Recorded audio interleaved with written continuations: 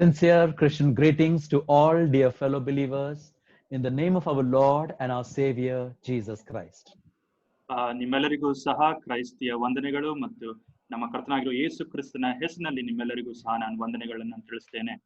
Isn't it a great joy once again to hold our Bible in our hand and sit in the presence of the Lord to hear his sweet voice? ಈ ದಿನ ನಾವು ನಮ್ಮ ಹಸ್ತಗಳಲ್ಲಿ ನಾವು ಕರ್ತನ ವಾಕ್ಯವನ್ನು ನಾವು ಹಿಡಿದುಕೊಂಡು ಆತನ ವಾಕ್ಯವನ್ನು ಕೇಳುವುದು ಎಂತ ಒಂದು ಅವಕಾಶ ಮತ್ತು ಭಾಗ್ಯವಾಗಿದೆ. I always count it to be privileged with the assembly at Agape Bangalore. Bengaluru ಪಟ್ಟಣದಲ್ಲಿ ಇರ್ತಕ್ಕಂಥ ಅಗಾಪೆ ಸಭೆಯೊಟ್ಟಿಗೆ ನಾನು ಸಮಯ ಉಪಯೋಗಿಸುವಾಗ ಎಲ್ಲವೂ ಸಹ ನನಗೆ ಒಂದು ಭಾಗ್ಯವೇ ಸರಿ ಎಂಬುದಾಗಿ ನಾನು ಪರಿಗಣಿಸ್ತೇನೆ. Because there has been always a mutual encouragement in the ministry and as we live our Christian life in this world. ನಾವು ಈ ಒಂದು ಲೋಕದಲ್ಲಿ ನಾವು ಕ್ರೈಸ್ತಿಯ ಜೀವನವನ್ನು ನಾವು ಸಾಗುತ್ತಾ ಇರುವಾಗ ನಾವು ಎಲ್ಲರೂ ಸಹ ಒಂದು ಪರಸ್ಪರವಾದ ಒಂದು ಆತ್ಮಿಕ ಲಾಭವನ್ನು ನಾವು ಹೊಂದುವವರು ಮತ್ತು ಪ್ರೋತ್ಸಾಹವನ್ನು ಹೊಂದುವವರು ನಾವು ಆಗಿದ್ದೇವೆ. For these days of our series of Bible classes, I would like to request your attention to 1 Corinthians and chapter 3. ನಾವು ಈ ದಿನದ ಸತ್ಯವೇದದ ನಿಮ್ಮೆಲ್ಲರ ಗಮನವನ್ನು ನಾನು ಕೊರಿಂಥದವರಿಗೆ ಬರೆದ ಮೊದಲನೇ ಪತ್ರಿಕೆ 3ನೇ ಅಧ್ಯಾಯಕ್ಕೆ ನಿಮ್ಮ ಒಂದು ಗಮನವನ್ನು ಸೆಳೆಯುವುದಕ್ಕೆ ನಾನು ಇಷ್ಟಪಡುತ್ತೇನೆ. As I read these verses, will you please look into your own Bible? ನಾನು ಈ ವಚನ ಭಾಗಗಳನ್ನು ನಾನು ಓದುವಾಗ ನೀವೆಲ್ಲರೂ ಸಹ ನಿಮ್ಮ ಸತ್ಯವೇದಗಳ ಪ್ರತಿಗಳನ್ನು ನೋಡ್ರಿ. 1 Corinthians chapter 3 verses 1 through 9. ಕೊರಿಂಥದವರಿಗೆ ಬರೆದ ಮೊದಲನೇ ಪತ್ರಿಕೆ 3ನೇ ಅಧ್ಯಾಯ 1ನೇ ವಚನದಿಂದ 9ನೇ ವಚನ ತನಕ. And I, brethren, could not speak unto you as unto spiritual, but as unto carnal, even as unto babes in Christ. I have fed you with milk and not with meat, for hitherto ye were not able to bear it, neither yet now are ye able. For ye are yet carnal. For whereas there is among you envying and strife and divisions, are ye not carnal and walk as men? For while one saith, I am of Paul, and another, I am of Apollos, are ye not carnal? Who then is Paul, and who is Apollos, but ministers by whom ye believed, even as the Lord gave to every man?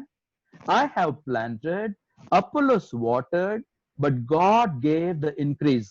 So then, neither is he that planteth anything, neither he that watereth, but God that giveth the increase. Now, he that planteth and he that watereth are one, and every man shall receive his own reward according to his own labor. For ye are laborers together with God. Ye are God's husbandry, ye are God's building. Just the verse 9.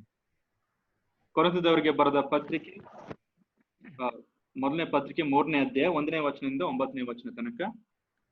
Just the verse 9. 9ನೇ ವಚನ ಮಾತ್ರ ನಾವು ಕನ್ನಡ ಭಾಷೆ ನೋಡೋಣ.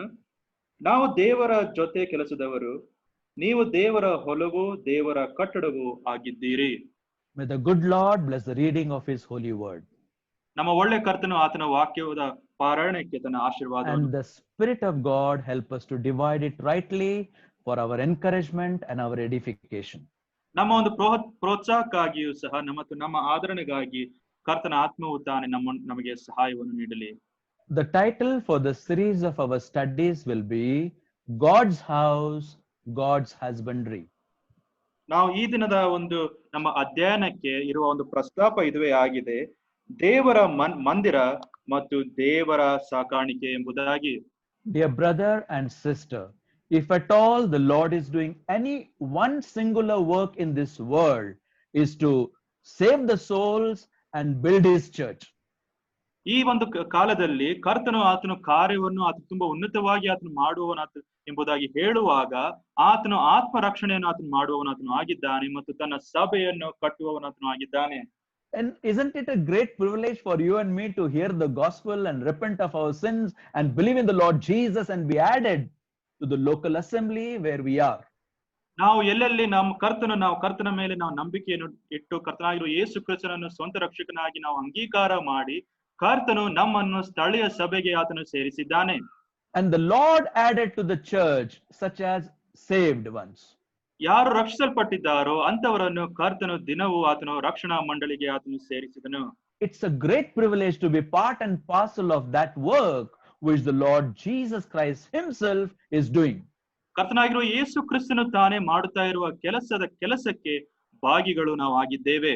And exactly same thing has happened through the ministry of this man of God, Apostle Paul, in a place called Corinth.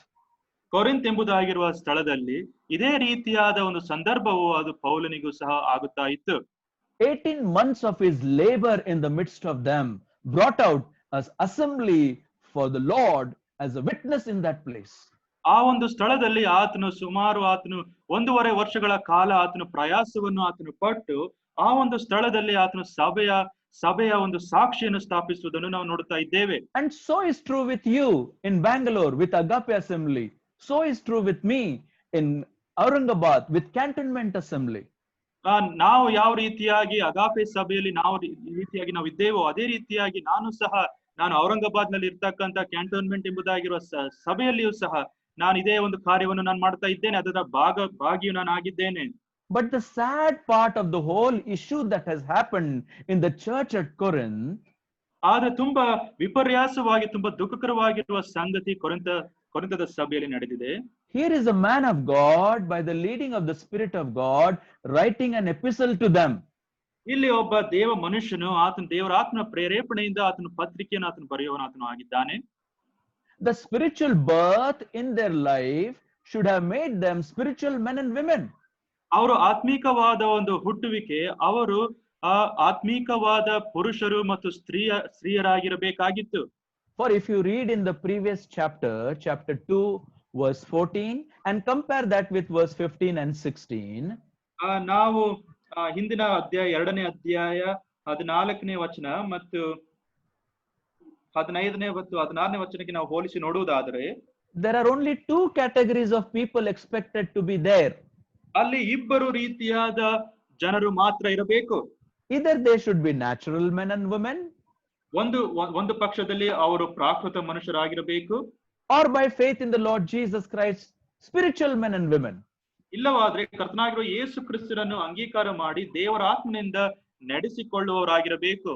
When that work was done in Corinth, ಈ ಒಂದು ಕಾರ್ಯವು ಕೊರಿಂಥ ಪಟ್ಟಣದಲ್ಲಿ ಅದಾದಾಗ what has happened in their life is, ಅವರ ಒಂದು ಜೀವನದಲ್ಲಿ ನಡೆದ ಸಂಗತಿಗಳು, Apostle Paul, having heard about all their lifestyle and their behavior in the house of God, was so saddened in his heart. ಅಪೊಸ್ತಲನಾದ ಪೌಲನು ಆ ಒಂದು ದೇವರ ಮಂದಿರದಲ್ಲಿ ನಡೆಯುತ್ತಾ ಇದ್ದ ಸಂಗತಿಗಳನ್ನು ಆತನು ಸಾಕ್ಷೀಕರಿಸುವಾಗ ಆತನ ಹೃದಯದಲ್ಲಿ ಭಾರ ಉಂಟಾಯಿತು. They were natural men and women. ಅಲ್ಲಿ ಪ್ರಾಕೃತ ಮನುಷ್ಯರಿದ್ದರು. They heard the gospel of the Lord Jesus. ಕರ್ತನಾಗಿರುವ ಯೇಸು ಕ್ರಿಸ್ತನ ಸುವಾರ್ತೆಯನ್ನು ಅವರು ಕೇಳಿದವರಾಗಿದ್ದರು. They became spiritual men and women. ಅವರು ಆತ್ಮಿಕ ದೇವರ ಆತ್ಮನಿಂದ ಪ್ರೇರಿತಗೊಂಡ ಸ್ತ್ರೀ ಪುರುಷರಾಗಿದ್ದರು. But now when he heard about them and their behavior, ಆದ್ರೆ ಈಗ ಅವರ ಒಂದು ವರ್ತನೆಯನ್ನು ಅವರು ಆತನು ನೋಡಿ ಕೇಳಿದಾಗ he says, I can no longer write to you, address you as spiritual. ಈಗ ನಾನು ನಿಮ್ಮನ್ನು ಆತ್ಮಿಕರು ಎಂಬುದಾಗಿ ಕರೆಯುವುದಕ್ಕೆ ನನಗೆ ಸಾಧ್ಯವಿಲ್ಲ ಎಂಬುದಾಗಿ ಆತ ತಿಳಿಸ್ತಾ ಇದ್ದಾನೆ. You are still babes in Christ. ನೀವಿನ್ನೂ ಸಹ ನೀವು ಕ್ರಿಸ್ತನಲ್ಲಿ ನೀವು ಕೂಸುಗಳಾಗಿದ್ದೀರಿ. Still dependent on milk. I cannot serve you strong meat.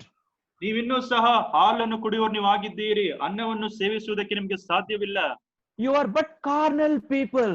ನೀವು ಪ್ರಾಕೃತ ಮನುಷ್ಯರು ನೀವಾಗಿದ್ದೀರಿ. Which is that third group that they brought out before? ಅವರು ಮೂರನೇದಾಗಿ ತಂದ ಒಂದು ಗುಂಪು ಏನಾಗಿತ್ತು, ಅದು ಪ್ರಾಪಂಚಿಕರು. Living one step in the world and another step in the church. ಅವರು ಒಂದು ಕಾಲನ್ನು ಅವರು ಲೌಕಿಕವಾದ ಅಂಶಗಳಲ್ಲಿ ಲೋಕದಲ್ಲಿ ಅವರು ಇದ್ದು ಮತ್ತು ಇನ್ನೊಂದು ಕಾಲನ್ನು ಅವರು ಸಭೆಯಲ್ಲಿ ಇಟ್ಟವರಾಗಿದ್ದರು. Following the ways of the world and also being a part and parcel, trying to show at least that they are also in the local assembly. ಲೌಕಿಕವಾದ ಸಂಗತಿಗಳಲ್ಲಿ ತಮ್ಮನ್ನೇ ಅವರು ತೊಡಗಿಸಿಕೊಂಡು ಮತ್ತು ಹೊರಗಿನ ತೋರ್ವಿಕೆಗೆ ಅವರು ಇನ್ನೂ ಸಹ ಸಭೆಯಲ್ಲಿ ನಾನು ಇದ್ದೇನೆ, ನಾನು ಆತ್ಮೀಕರು ಎಂಬುದಾಗಿ ಅವರು ತೋರಿಸಿಕೊಳ್ಳುತ್ತಾ ಇದ್ದರು. That spiritual birth which should have shown a spiritual lifestyle which was not seen in them. ಒಂದು ಆತ್ಮೀಕವಾದ ಜೀವನ ಶೈಲಿ ಅವರ ಜೀವನದಲ್ಲಿ ಕಾಣಿಸಿಕೊಳ್ತಾ ಇರಲಿಲ್ಲ. There was envying, there was strife, and there were divisions among them. ಅವರ ಮಧ್ಯದಲ್ಲಿ ಹೊಟ್ಟೆ ಕಿಚ್ಚು, ಅವರ ಮಧ್ಯದಲ್ಲಿ ಜಗಳವು ಎಲ್ಲವೂ ಇತ್ತು. Dear brother and sister, ನನ್ನ ಪ್ರಿಯ ಸಹೋದರ ಸಹೋದರಿ, thank God for the great new birth, spiritual birth and spiritual life. ಈ ಕರ್ತನಿಗೆ ಸ್ತೋತ್ರ ಉಂಟಾಗ್ಲಿ. ಕರ್ತನು ನಮಗೆ ಒಂದು ಹೊಸ ಜನ್ಮವನ್ನು ಆತನು ಕೊಟ್ಟಿದ್ದಾನೆ, ಆತ್ಮೀಕ ಜೀವನವನ್ನು ಆತನು ಕೊಟ್ಟಿದ್ದಾನೆ. ಆತನಿಗೆ ಸ್ತೋತ್ರ. But if we live a double standard life, ಆದ್ರೆ ನಾವು ಎರಡು ರೀತಿಯಾದ ಒಂದು ಜೀವನವನ್ನು ನಾವು ಸಾಗಿಸುವುದಾದ್ರೆ, it saddens the heart of the Lord and saddens the heart of the man of God. ಇದು ದೇವರ ಹೃದಯಕ್ಕೆ ಅದು ದುಃಖವನ್ನು ಉಂಟು ಮಾಡುತ್ತದೆ, ಮತ್ತು ಒಬ್ಬ ದೇವರ ಮನುಷ್ಯನ ಹೃದಯಕ್ಕೂ ಸಹ ಅದು ದುಃಖವನ್ನು ಉಂಟು ಮಾಡುವುದಾಗಿದೆ. If the Lord has to say something about you, about me, about us, what will he say? Spiritual or carnal? ಕರ್ತನು ಆತನು ನಮ್ಮ ವಿಷಯವಾಗಿ ಯಾವ್ದಾದ್ರೂ ಒಂದು ಸಾಕ್ಷಿನ ಆತನು ತಿಳಿಸಬೇಕಾದ್ರೆ ನಾವು ಪ್ರಾಕೃತ ಮನುಷ್ಯರಾಗಿದ್ದೇವೋ ಅಥವಾ ದೇವರಾತ್ಮನಿಂದ ನಡೆಸಿಕೊಳ್ಳುವವರು ನಾವು ಆಗಿದ್ದೇವೋ ಎಂಬುದಾಗಿ ಎಂತಹ ಸಂಗತಿಯನ್ನು ತಿಳಿಸ್ತಾನೆ. If you take out time and read this 1 Corinthians and all 16 chapters in one sitting, ನಾವು ಒಂದೇ ಸಂದರ್ಭದಲ್ಲಿ ನಾವು ಕುಳಿತುಕೊಂಡು ಬರೆದ ಮೊದಲನೇ ಪತ್ರಿಕೆ 16 ಅಧ್ಯಾಯಗಳನ್ನು ನಾವು ಓದುವುದಾದರೆ, what confusion, what chaos, what lifestyle, what sins that are not supposed to be named among the people of God. ಅಲ್ಲಿ ದೇವರ ಜನರ ಮಧ್ಯದಲ್ಲಿ ನಾವು ಹೇಳಲಿಕ್ಕೆ ಸಾಧ್ಯ ಆಗದೇ ಇರುವ ಒಂದು ಪಾಪಗಳು ಅವರ ಮಧ್ಯದಲ್ಲಿ ಇತ್ತು. I'll tell you, if you read at one sitting with the man of God, you will also cry. ನೀವು ಒಂದೇ ಸಂದರ್ಭದಲ್ಲಿ ನೀವು ಕುಳಿತುಕೊಂಡು 16 ಅಧ್ಯಾಯಗಳು ನೀವು ಓದುವುದಾದ್ರೆ ನಿಮಗೆ ದುಃಖ ಉಂಟಾಗ್ತದೆ. In the beginning itself, can I tell you, the situation today is worse than the situation that was in Corinth. ಈ ದಿನದ ಪರಿಸ್ಥಿತಿ ಕೊರಿಂಥ ಪಟ್ಟಣದಲ್ಲಿ ಇದ್ದ ಒಂದು ಪರಿಸ್ಥಿತಿಗಿಂತಲೂ ಸಹ ತುಂಬಾ ಹೀನಾಯವಾಗಿ ಉಂಟು. As I'm bound by the Spirit of God and the Word of God, ನಾನು ದೇವರ ಆತ್ಮನ ಒಂದು ಒತ್ತಾಯ ನನ್ನ ಮೇಲೆ ಉಂಟು, ಮತ್ತು ನಿಯಂತ್ರಣ ಮಾಡುತ್ತಾ ಉಂಟು. I cannot disclose the secrets that I know about many so-called people of God, which are kept here in my heart, and praying for them. ಅನೇಕ ದೇವ ಜನರು ಎಂಬುದಾಗಿ ಕರೆಸಿಕೊಳ್ಳುವವರ ವಿಷಯವಾಗಿ ಅನೇಕ ಗುಟ್ಟು ಮರ್ಮಗಳು ನನಗೆ ಗೊತ್ತುಂಟು, ಆದ್ರೆ ನಾನು ನನ್ನ ಹೃದಯದಲ್ಲಿ ಇಟ್ಟುಕೊಂಡು ಅದಕ್ಕೋಸ್ಕರ ಪ್ರಾರ್ಥನೆ ಮಾಡ್ತಾ ಇದ್ದೇನೆ. Before we proceed ahead, ಮುಂದಕ್ಕೆ ಹೋಗೋದಕ್ಕಿಂತ ಮುಂಚೆ, brother and sister, are you spiritual or are you carnal? ನನ್ನ ಪ್ರಿಯ ಸಹೋದರ ಸಹೋದರಿಯರೇ, ನೀವು ಪ್ರಾಕೃತ ಮನುಷ್ಯರು ನೀವು ಆಗಿದ್ದೀರೋ ಅಥವಾ ದೇವರ ಆತ್ಮನಿಂದ ಪ್ರೇರಿತಗೊಂಡ ಮನುಷ್ಯರು ನೀವು ಆಗಿದ್ದೀರೋ? Because we are spiritual, that's the evidence that we have taken out time to join this meeting, to hear the word of God, to learn from God, that he may put his finger wherever we have gone wrong.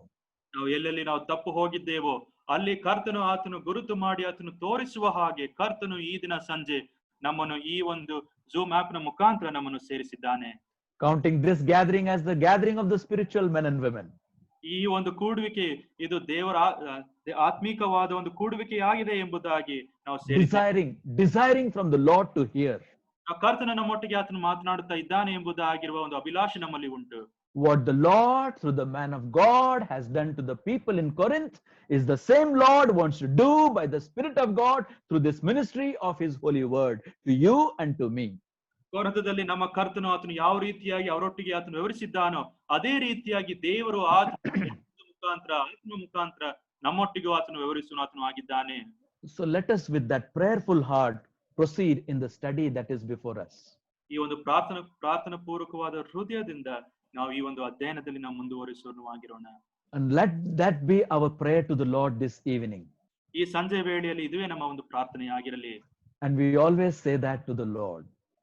ನಾವು ಕರ್ತನಿಗೆ ನಾವು ಎಲ್ಲಾ ಸಂದರ್ಭದಲ್ಲಿ ನಾವು ತಿಳಿಸ್ತೇವೆ, ಕೃಪಾ ಸಂಪೂರ್ಣ ಓ ದೇವಾ, ಸ್ತುತಿಗೆ ಯೋಗ್ಯನು ನೀನೇ, ಪೂರ್ಣ ಹೃದಯದಿಂದಲೇ ನಿನ್ನ ಬೇಡುವೆ ಎನ್ ಕರ್ತನೇ.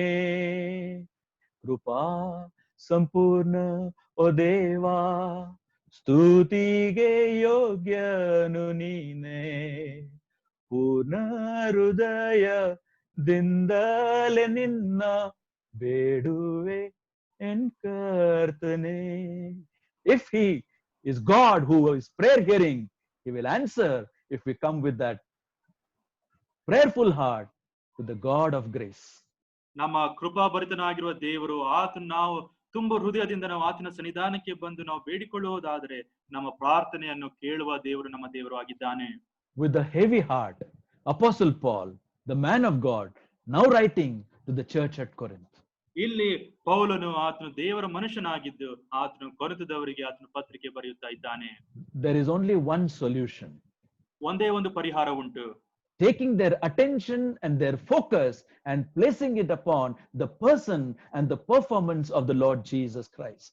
ಅವರ ಒಂದು ಗಮನವನ್ನು ಸೆಳೆದು ಆ ಎಲ್ಲಾ ಒಂದು ಗಮನವನ್ನು ಕರ್ತನಾಗಿರುವ ಯೇಸು ಕ್ರಿಸ್ತನ ಮೇಲೆ, ಆತನ ಕ್ರಿಯೆಗಳ ಮೇಲೆ ಆತನು ಕೇಂದ್ರೀಕರಿಸುವನು ಆತನು ಆಗಿದ್ದಾನೆ. Whenever we are fallen in sin, it is because whenever we are seen in carnal life, it is because that we are defocused from the life, person and the ministry of the Lord Jesus Christ.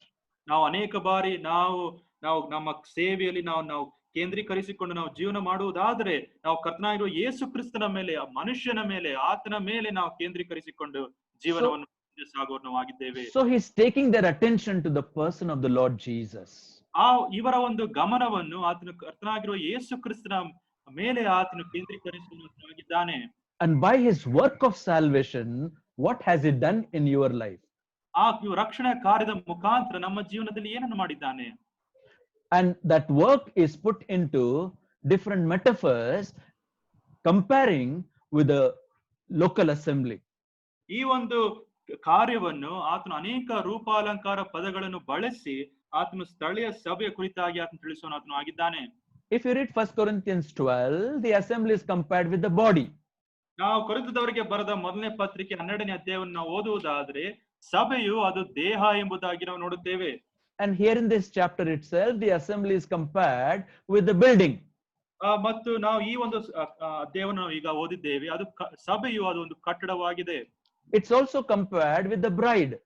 ಮತ್ತು ಅದೇ ಸಂದರ್ಭದಲ್ಲಿ ಸಭೆ ಎಂಬುದಾಗಿ ಹೇಳುವಾಗ ಅದು ಮೊದಲ ಗಿತ್ತಿಯು ಸಹ ಆಗಿದೆ. And in the passage here, it is also compared with a garden or a husbandry or a field. ಈ ಒಂದು ಈಗ ತಾನೇ ನಾವು ಓದಿದ ಒಂದು ವಾಕ್ಯ ಭಾಗದಲ್ಲಿ ಈ ಒಂದು ಸಭೆಯು ಅದು ದೇವರ ಒಂದು ಸಾಕಾಣಿಕೆಯಾಗಿದೆ ಎಂಬುದಾಗಿಯೂ ಸಹ ನಾವು ನೋಡುತ್ತೇವೆ.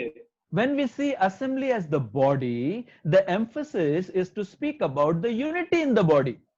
ನಾವು ಸಭೆಯು ಅದು ದೇಹ ಎಂಬುದಾಗಿ ನಾವು ತಿಳಿಸುವಾಗ ದೇಹದಲ್ಲಿ ಐಕ್ಯತೆ ಇರಬೇಕು. When we see assembly as the building, the emphasis is to speak about the utility of that building. ಮತ್ತು ಒಂದು ಸಭೆಯು ಅದು ಕಟ್ಟಡ ಎಂಬುದಾಗಿ ನಾವು ತಿಳಿಸುವಾಗ ಕಟ್ಟಡದಿಂದ ಬರುವ ಒಂದು ಪ್ರಯೋಜನವಾದರೂ ಏನು ಎಂಬುದಾಗಿ ನಾವು ಪರಿಗಣಿಸಬೇಕು. When you see the assembly as the bride, the emphasis is to speak about the beauty of the assembly. ಸಭೆಯು ಅದು ಮೊದಲಗಿತ್ತಿ ಎಂಬುದಾಗಿ ನಾವು ಹೇಳುವಾಗ ಸಭೆಯಿಂದ ಬರತಕ್ಕಂತ ಆ ಒಂದು ಸೌಂದರ್ಯತೆ ಏನೆಂಬುದಾಗಿ ನಾವು ಪರಿಗಣಿಸಬೇಕು. And when it is compared with a field or a garden or a husbandry, it is to speak about the variety in that garden.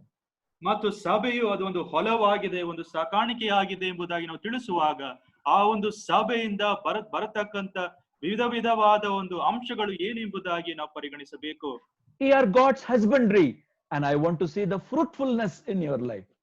ನಾವು ಕರ್ತನ ದೇವರ ಹೊಲವು ನಾವು ಆಗಿದ್ದೇವೆ. ಈ ಒಂದು ಹೊಲದಿಂದ ಬರುವ ಫಲಗಳು ಏನೆಂಬುದಾಗಿ we are God's building, and we want to see that you are standing firm on that foundation. ನಾವು ಕರ್ತನ ದೇವರ ಕಟ್ಟಡ ನಾವು ಆಗಿದ್ದೇವೆ. ನಾವು ಈ ಒಂದು ಕರ್ತನಾಗಿರುವ ಯೇಸು ಕ್ರಿಸ್ತನು ಸ್ಥಾಪಿಸಿದ ಅಸ್ತಿವಾರದ ಮೇಲೆ ನಾವು ದೃಢವಾಗಿ ನಿಂತಿದ್ದೇವೋ ಇಲ್ಲವೋ ಎಂಬುದಾಗಿ ನಾವು ಪರೀಕ್ಷಿಸಿಕೊಳ್ಳುವರು ನಾವು ಆಗಿರಬೇಕು. We are God's temple, and we want to see the fullness of the glory of God filling in that temple. ನಾವು ಕರ್ತನ ದೇವಾಲಯವು ನಾವು ಆಗಿದ್ದೇವೆ ಮತ್ತು ಕರ್ತನ ಮಹಿಮೆ ಈ ಒಂದು ದೇವಾಲಯದಲ್ಲಿ ಪ್ರಕಾಶಿಸುವುದಾಗಿರಬೇಕು. We are the body of Christ, and we want to see that you are functioning in unity in a way that will bring glory to God and encouragement and edification to one another. ನಾವು ಕರ್ತನಾಗಿರುವ ಯೇಸು ಕ್ರಿಸ್ತನ ದೇಹವನ್ನು ಆಗಿದ್ದೇವೆ. ಈ ಒಂದು ದೇಹದ ಮುಖಾಂತರ ನಾವು ಐಕ್ಯತೆಯನ್ನು ನಾವು ತೋರಿಸಿ ತಂದೆಯಾದ ದೇವರಿಗೆ ನಾವು ಮಹಿಮೆಯನ್ನು ಸಲ್ಲಿಸುವವರು ನಾವು ಆಗಿರಬೇಕು. Look at verse 9 again. 9ನೇ ವಚನ ಪುನಃ ನೋಡ್ರಿ. We are God's husbandry, we are God's building. ನೀವು ದೇವರ ಹೊಲವು, ದೇವರ ಕಟ್ಟಡವು ಆಗಿದ್ದೀರಿ. You Corinthians, not that you could be, not that you should be, but you are. ನೀವು ಕೊರಿಂಥದವರಿಗೆ ಪೌಲನು ಆತನು ಬರೆಯುವಾಗ ಆತನು ನೀವು ದೇವರ ಹೊಲವು ಆಗಿರಬೇಕು, ಕಟ್ಟಡವು ಆಗಿರಬೇಕು ಎಂಬುದಾಗಿ ತಿಳಿಸ್ತಾ ಇಲ್ಲ, ನೀವು ಆಗಿದ್ದೀರಿ ಎಂಬುದಾಗಿ ತಿಳಿಸ್ತಾನೆ. So bear in mind what you are and behave befitting to what you are being made by God. ಕರ್ತನು ನಿಮ್ಮನ್ನು ಏನನ್ನಾಗಿ ಆತನು ಮಾಡಿದ್ದಾನೆ, ನೀವು ಏನು ಆಗಿದ್ದೀರಿ ಎಂಬುದಾಗಿರುವ ಅಂಶವನ್ನು ಪರಿಗಣಿಸಿಕೊಂಡವರಾಗಿ ನೀವು ಆ ರೀತಿಯಾಗಿ ವರ್ತನೆ ಮಾಡ್ರಿ. So as a garden, there should be fruitfulness. The spiritual fruits should be seen because you are God's husbandry. ನಾವು ಕರ್ತನ ತೋಟದಲ್ಲಿ ನಾವು ಇದ್ದೇವೆ, ಒಂದು ತೋಟವಾಗಿ ಹೊಲವಾಗಿ ನಮ್ಮ ಮುಖಾಂತರ ನಾವು ಫಲಗಳನ್ನು ನಾವು ಫಲಿಸೋಣವಾಗಿರಬೇಕು. Think of the fruitfulness like the garden, God's husbandry. ಈ ಒಂದು ಫಲಭರಿತವಾದ ಒಂದು ತೋಟದ ಹಾಗೆ ನಾವು ದೇವರ ಹೊಲದ ಕುರಿತಾಗಿ ನಾವು ಆಲೋಚನೆ ಮಾಡೋಣ. Think of assembly as the foundation, like the temple filling the holiness of God. ನಾವು ದೇವರ ಕಟ್ಟಡ ನಾವು ಆಗಿದ್ದೇವೆ ಮತ್ತು ಈ ಒಂದು ಕಟ್ಟಡದ ಮುಖಾಂತರ ಕರ್ತನ ಒಂದು ಪರಿಶುದ್ಧತೆ ಅದು ಪ್ರಕಾಶಿಸಬೇಕು. Think the assembly as we are functioning like the body, want to see the harmony in that. ಮತ್ತು ನಾವು ನಾವು ದೇವರ ಸಭೆಯು ಅದು ದೇಹವಾಗಿದ್ದು ನಾವೆಲ್ಲರೂ ಸಹ ಐಕ್ಯತೆಯಿಂದ ನಾವು ಸಮರಸ್ಯದಿಂದ ನಾವು ಜೀವನ ಮಾಡುವ ಸಂಗತಿಯನ್ನು ನಾವು ಮಾಡುವವರಾಗಿರಬೇಕು. Out of all these metaphors, different metaphors, we are focusing in our study on only one. Ye are God's husbandry.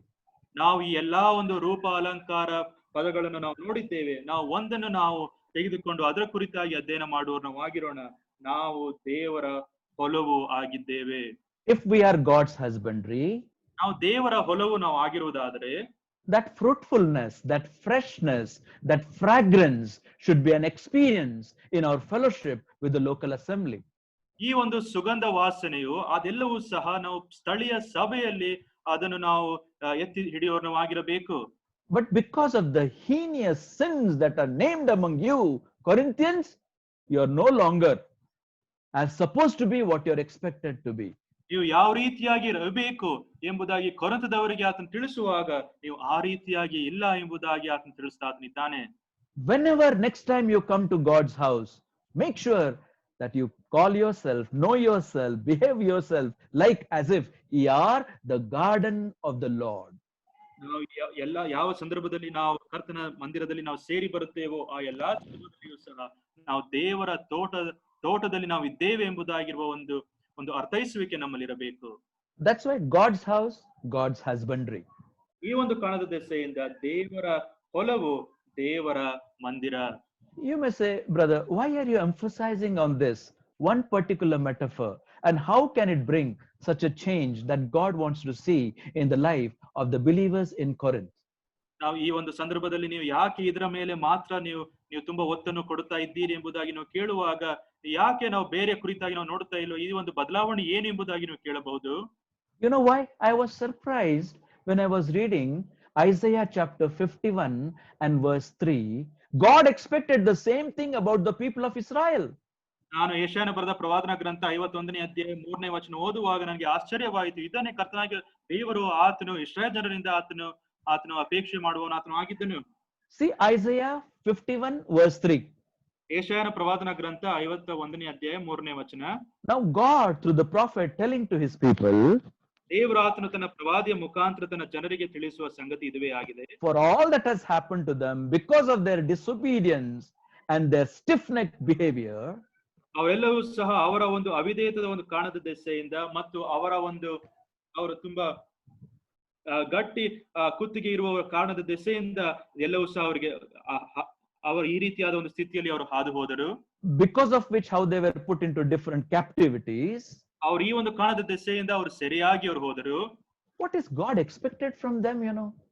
ಆದ್ರೆ ಕರ್ತನು ಅವರಿಂದ ಆತನು ಅಪೇಕ್ಷಿಸಿದ ಸಂಗತಿಯಾದರೂ ಏನು? Look at verse 3. 3ನೇ ವಚನ ನೋಡ್ರಿ. The Lord shall comfort Zion, he will comfort all her waste places, and he will make her wilderness, underline, like Eden, and her desert like the garden of the Lord. Joy, gladness shall be found therein, thanksgiving and the voice of melody. ಯೆಶಾಯನ ಬರೆದ ಪ್ರವಾದನ ಗ್ರಂಥ 51ನೇ ಅಧ್ಯಾಯ 3ನೇ ವಚನ. ಯೆಹೋವನು ಚೀಯೋನನನ್ನು ಸಂತೈಸುವನು, ಅಲ್ಲಿನ ಹಾಳು ಪ್ರದೇಶಗಳನ್ನೆಲ್ಲ ಸುಧಾರಿಸಿ ಕಾಡು ನೆಲವನ್ನು ಏದೇನ್ ಉದ್ಯಾನವನದಂತೆಯೂ ಬೀಳು ಭೂಮಿಯನ್ನು ಯೆಹೋವನ ವನದ ಹಾಗೂ ಕಳಕಳಿಸುವಂತೆ ಮಾಡುವನು. ಹರ್ಷ, ಉಲ್ಲಾಸ, ಸ್ತೋತ್ರ, ಗಾನ, ಧ್ವನಿ ಇವುಗಳನ್ನು ಅಲ್ಲಿ ನೆಲೆಯಾಗಿರುವವು. Because of their sin of disobedience, they were subject to an experience of desert and wilderness. ಈ ಅವರ ಒಂದು ಅವಿಧೇಯತದ ಒಂದು ಕಾಣದ ದೆಸೆಯಿಂದ ಅವರ ಒಂದು ಅನುಭವಗಳು ಒಂದು ಅರಣ್ಯ ಪ್ರದೇಶದಲ್ಲಿ ಅವರು ಹಾದು ಹೋದ ಒಂದು ಸ್ಥಿತಿಯಾಗಿ ಇನ್ನೂ ಭಯಂಕರವಾಗಿತ್ತು. Afflicted with a lot of sorrows, pains and difficulties. ಅನೇಕ ಕಷ್ಟ ಹಿಂಸೆಗಳಲ್ಲಿ ಅವರು ಹಾದು ಹೋಗುತ್ತಾ ಇದ್ರು. But God has still desire for them. ಆದ್ರೆ ಕರ್ತನು ಇನ್ನೂ ಸಹ ಅವರಿಗೋಸ್ಕರ ಆತನು ಅಭಿಲಾಷೆಯನ್ನು ಹೊಂದಿದವನು ಆತನು ಆಗಿದ್ದನು. Same God had desire for Corinthians. ಅದೇ ದೇವರು ಆತನು ಕೊರಿಂಥದ ವಿಷಯವಾಗಿಯೂ ಸಹ ಆತನಿಗೆ ಆಸಕ್ತಿ ಇತ್ತು. Same God has a desire for you and me in our fellowship with our local assembly. ನಮ್ಮ ಒಂದು ಸ್ಥಳೀಯ ಸಭೆಯಲ್ಲಿ ನಾವು ಯಾವ ರೀತಿಯಾದ ಜೀವನವನ್ನು ನಾವು ಸಾಗುತ್ತಾ ಇದ್ದೇವೋ ಎಂಬುದಾಗಿ ಅದೇ ದೇವರು ನಮ್ಮ ವಿಷಯವಾಗಿ ಆತನು ಚಿಂತೆ ಪಡುವನಾಗಿದ್ದಾನೆ. Not only he promised that he will comfort Zion, ಆತನು ಚಿಯೋನನ್ನು ಆತನು ಸಂತೈಸುತ್ತಾನೆ ಎಂಬುದಾಗಿ ಅಷ್ಟು ಮಾತ್ರವಲ್ಲದೆ, but he said, I will make her wilderness like Eden. ಮತ್ತು ಆತನು ಹೇಳುವ ಸಂಗತಿ ಅಂದ್ರೆ ಅಲ್ಲಿರುವ ಪ್ರದೇಶಗಳನ್ನೆಲ್ಲ ಸುಧಾರಿಸಿ ಕಾಡು ನೆಲವನ್ನು ನಾನು ಏದೇನ್ ಉದ್ಯಾನದಂತೆ ನಾನು ಮಾಡುತ್ತೇನೆ. And her desert places like the garden of the Lord. ಮತ್ತು ಅಲ್ಲಿ ಬೀಳು ಭೂಮಿಯನ್ನು ಯೆಹೋವನ ವನದ ಹಾಗೆ ನಾನು ಮಾಡುತ್ತೇನೆ. That there may be these 4 experiences in their coming together. ಅವರು ಒಟ್ಟಾಗಿ ಅವರು ಸೇರಿ ಬರುವಾಗ ಈ 4 ಅನುಭವಗಳು ಅವರಿಗೆ ಆಗಬೇಕು. That there may be joy. ಅಲ್ಲಿ ಹರ್ಷ ಇರಬೇಕು. That there may be gladness. ಅಲ್ಲಿ ಉಲ್ಲಾಸ ಇರಬೇಕು. That there may be thanksgiving. ಅಲ್ಲಿ ಸ್ತೋತ್ರ ಇರಬೇಕು. And there may be voice of melody. ಮತ್ತು 4ನೇದಾಗಿ ಅಲ್ಲಿ ಗಾನ ಧ್ವನಿ ಇರಬೇಕು. Dear brother and sister, this is what he expected from in the life of the people of Israel in the Old Testament, so also in the New Testament in relation with the church at Corinth. ನಮ್ಮ ದೇವರು ಆತನು ಹಳೆ ಒಡಂಬಡಿಕೆಯಲ್ಲಿಯೂ ಸಹ ಮತ್ತು ಹೊಸ ಒಡಂಬಡಿಕೆಯಲ್ಲಿ ನಾವು ಕೊರಿಂಥದಲ್ಲಿದ್ದ ಸಭೆಯ ವಿಷಯವಾಗಿ ನಾವು ನೋಡುವಾಗ ಕರ್ತನು ಅದೇ ಅಪೇಕ್ಷೆಯನ್ನು ಆತನು ಹೊಂದಿದವನು ಆತನು ಆಗಿದ್ದನು. There is other side to this. ಇದಕ್ಕೆ ಇನ್ನೊಂದು ಭಾಗ ಉಂಟು. I was surprised when I was reading Genesis chapter 13 and verse 10. ನಾನು ಆದಿಕಾಂಡ 13ನೇ ಅಧ್ಯಾಯ 10ನೇ ವಚನ ಓದುವಾಗ ನನಗೆ ಆಶ್ಚರ್ಯವಾಯಿತು. Here is a man who was privileged to be with the great man of God by name Abram. ಇಲ್ಲಿ ಅಬ್ರಹಾಮನು ಆತನು ದೇವರು ಇಂಥ ದೇವ ಮನುಷ್ಯನೊಟ್ಟಿಗೆ ಇರುವ ಒಂದು ಅವಕಾಶವು ಅಬ್ರಹಾಮನಿಗೆ ಸಿಕ್ಕಿತು. Chapter 12 verse 10, Abram went down in Egypt because of famine. ಈ ಒಂದು ಬರಗಾಲ ಇದ್ದ ಒಂದು ಕಾರಣದ ದೆಸೆಯಿಂದ ಅಬ್ರಹಾಮನು ಆತನು ಐಗುಪ್ತ ದೇಶಕ್ಕೆ ಆತನು ಹೋದನು. So Lot also went along with him down to Egypt. Sorry, uncle, can you come again? Lot also went down along with Abram in Egypt. ಅಬ್ರಾಮನ ಸಂಗಡ ಲೋತನು ಸಹ ಆತನ ಸಂಗಡ ಆತನು ಹೋದನು. Thank God, both of them came out of Egypt. ಆದ್ರೆ ಕರ್ತನಿಗೆ ಸ್ತೋತ್ರ ಉಂಟಾಗಲಿ, ಇಬ್ಬರು ಸಹ ಐಗುಪ್ತ ದೇಶದಿಂದ ಅವರು ಹೊರಗೆ ಬಂದರು. Whenever you go to Egypt, picture of world, you always go down. ನೀವು ಐಗುಪ್ತ ದೇಶದ ಕುರಿತಾಗಿ ನೀವು ಓದುವ ಸಂದರ್ಭದಲ್ಲಿ ಅದು ಲೋಕದ ಒಂದು ಚಿತ್ರಣವಾಗಿದ್ದು ಐಗುಪ್ತ ದೇಶದ ಕೆಳಭಾಗಕ್ಕೆ ಅವರು ಹೋದರು. But when you read chapter 13 and verse 1, ಆದ್ರೆ 13ನೇ ಅಧ್ಯಾಯ 1ನೇ ವಚನವನ್ನು ನೀವು ಓದುವುದಾದರೆ, and Abram went up out of Egypt. He is coming up from Egypt.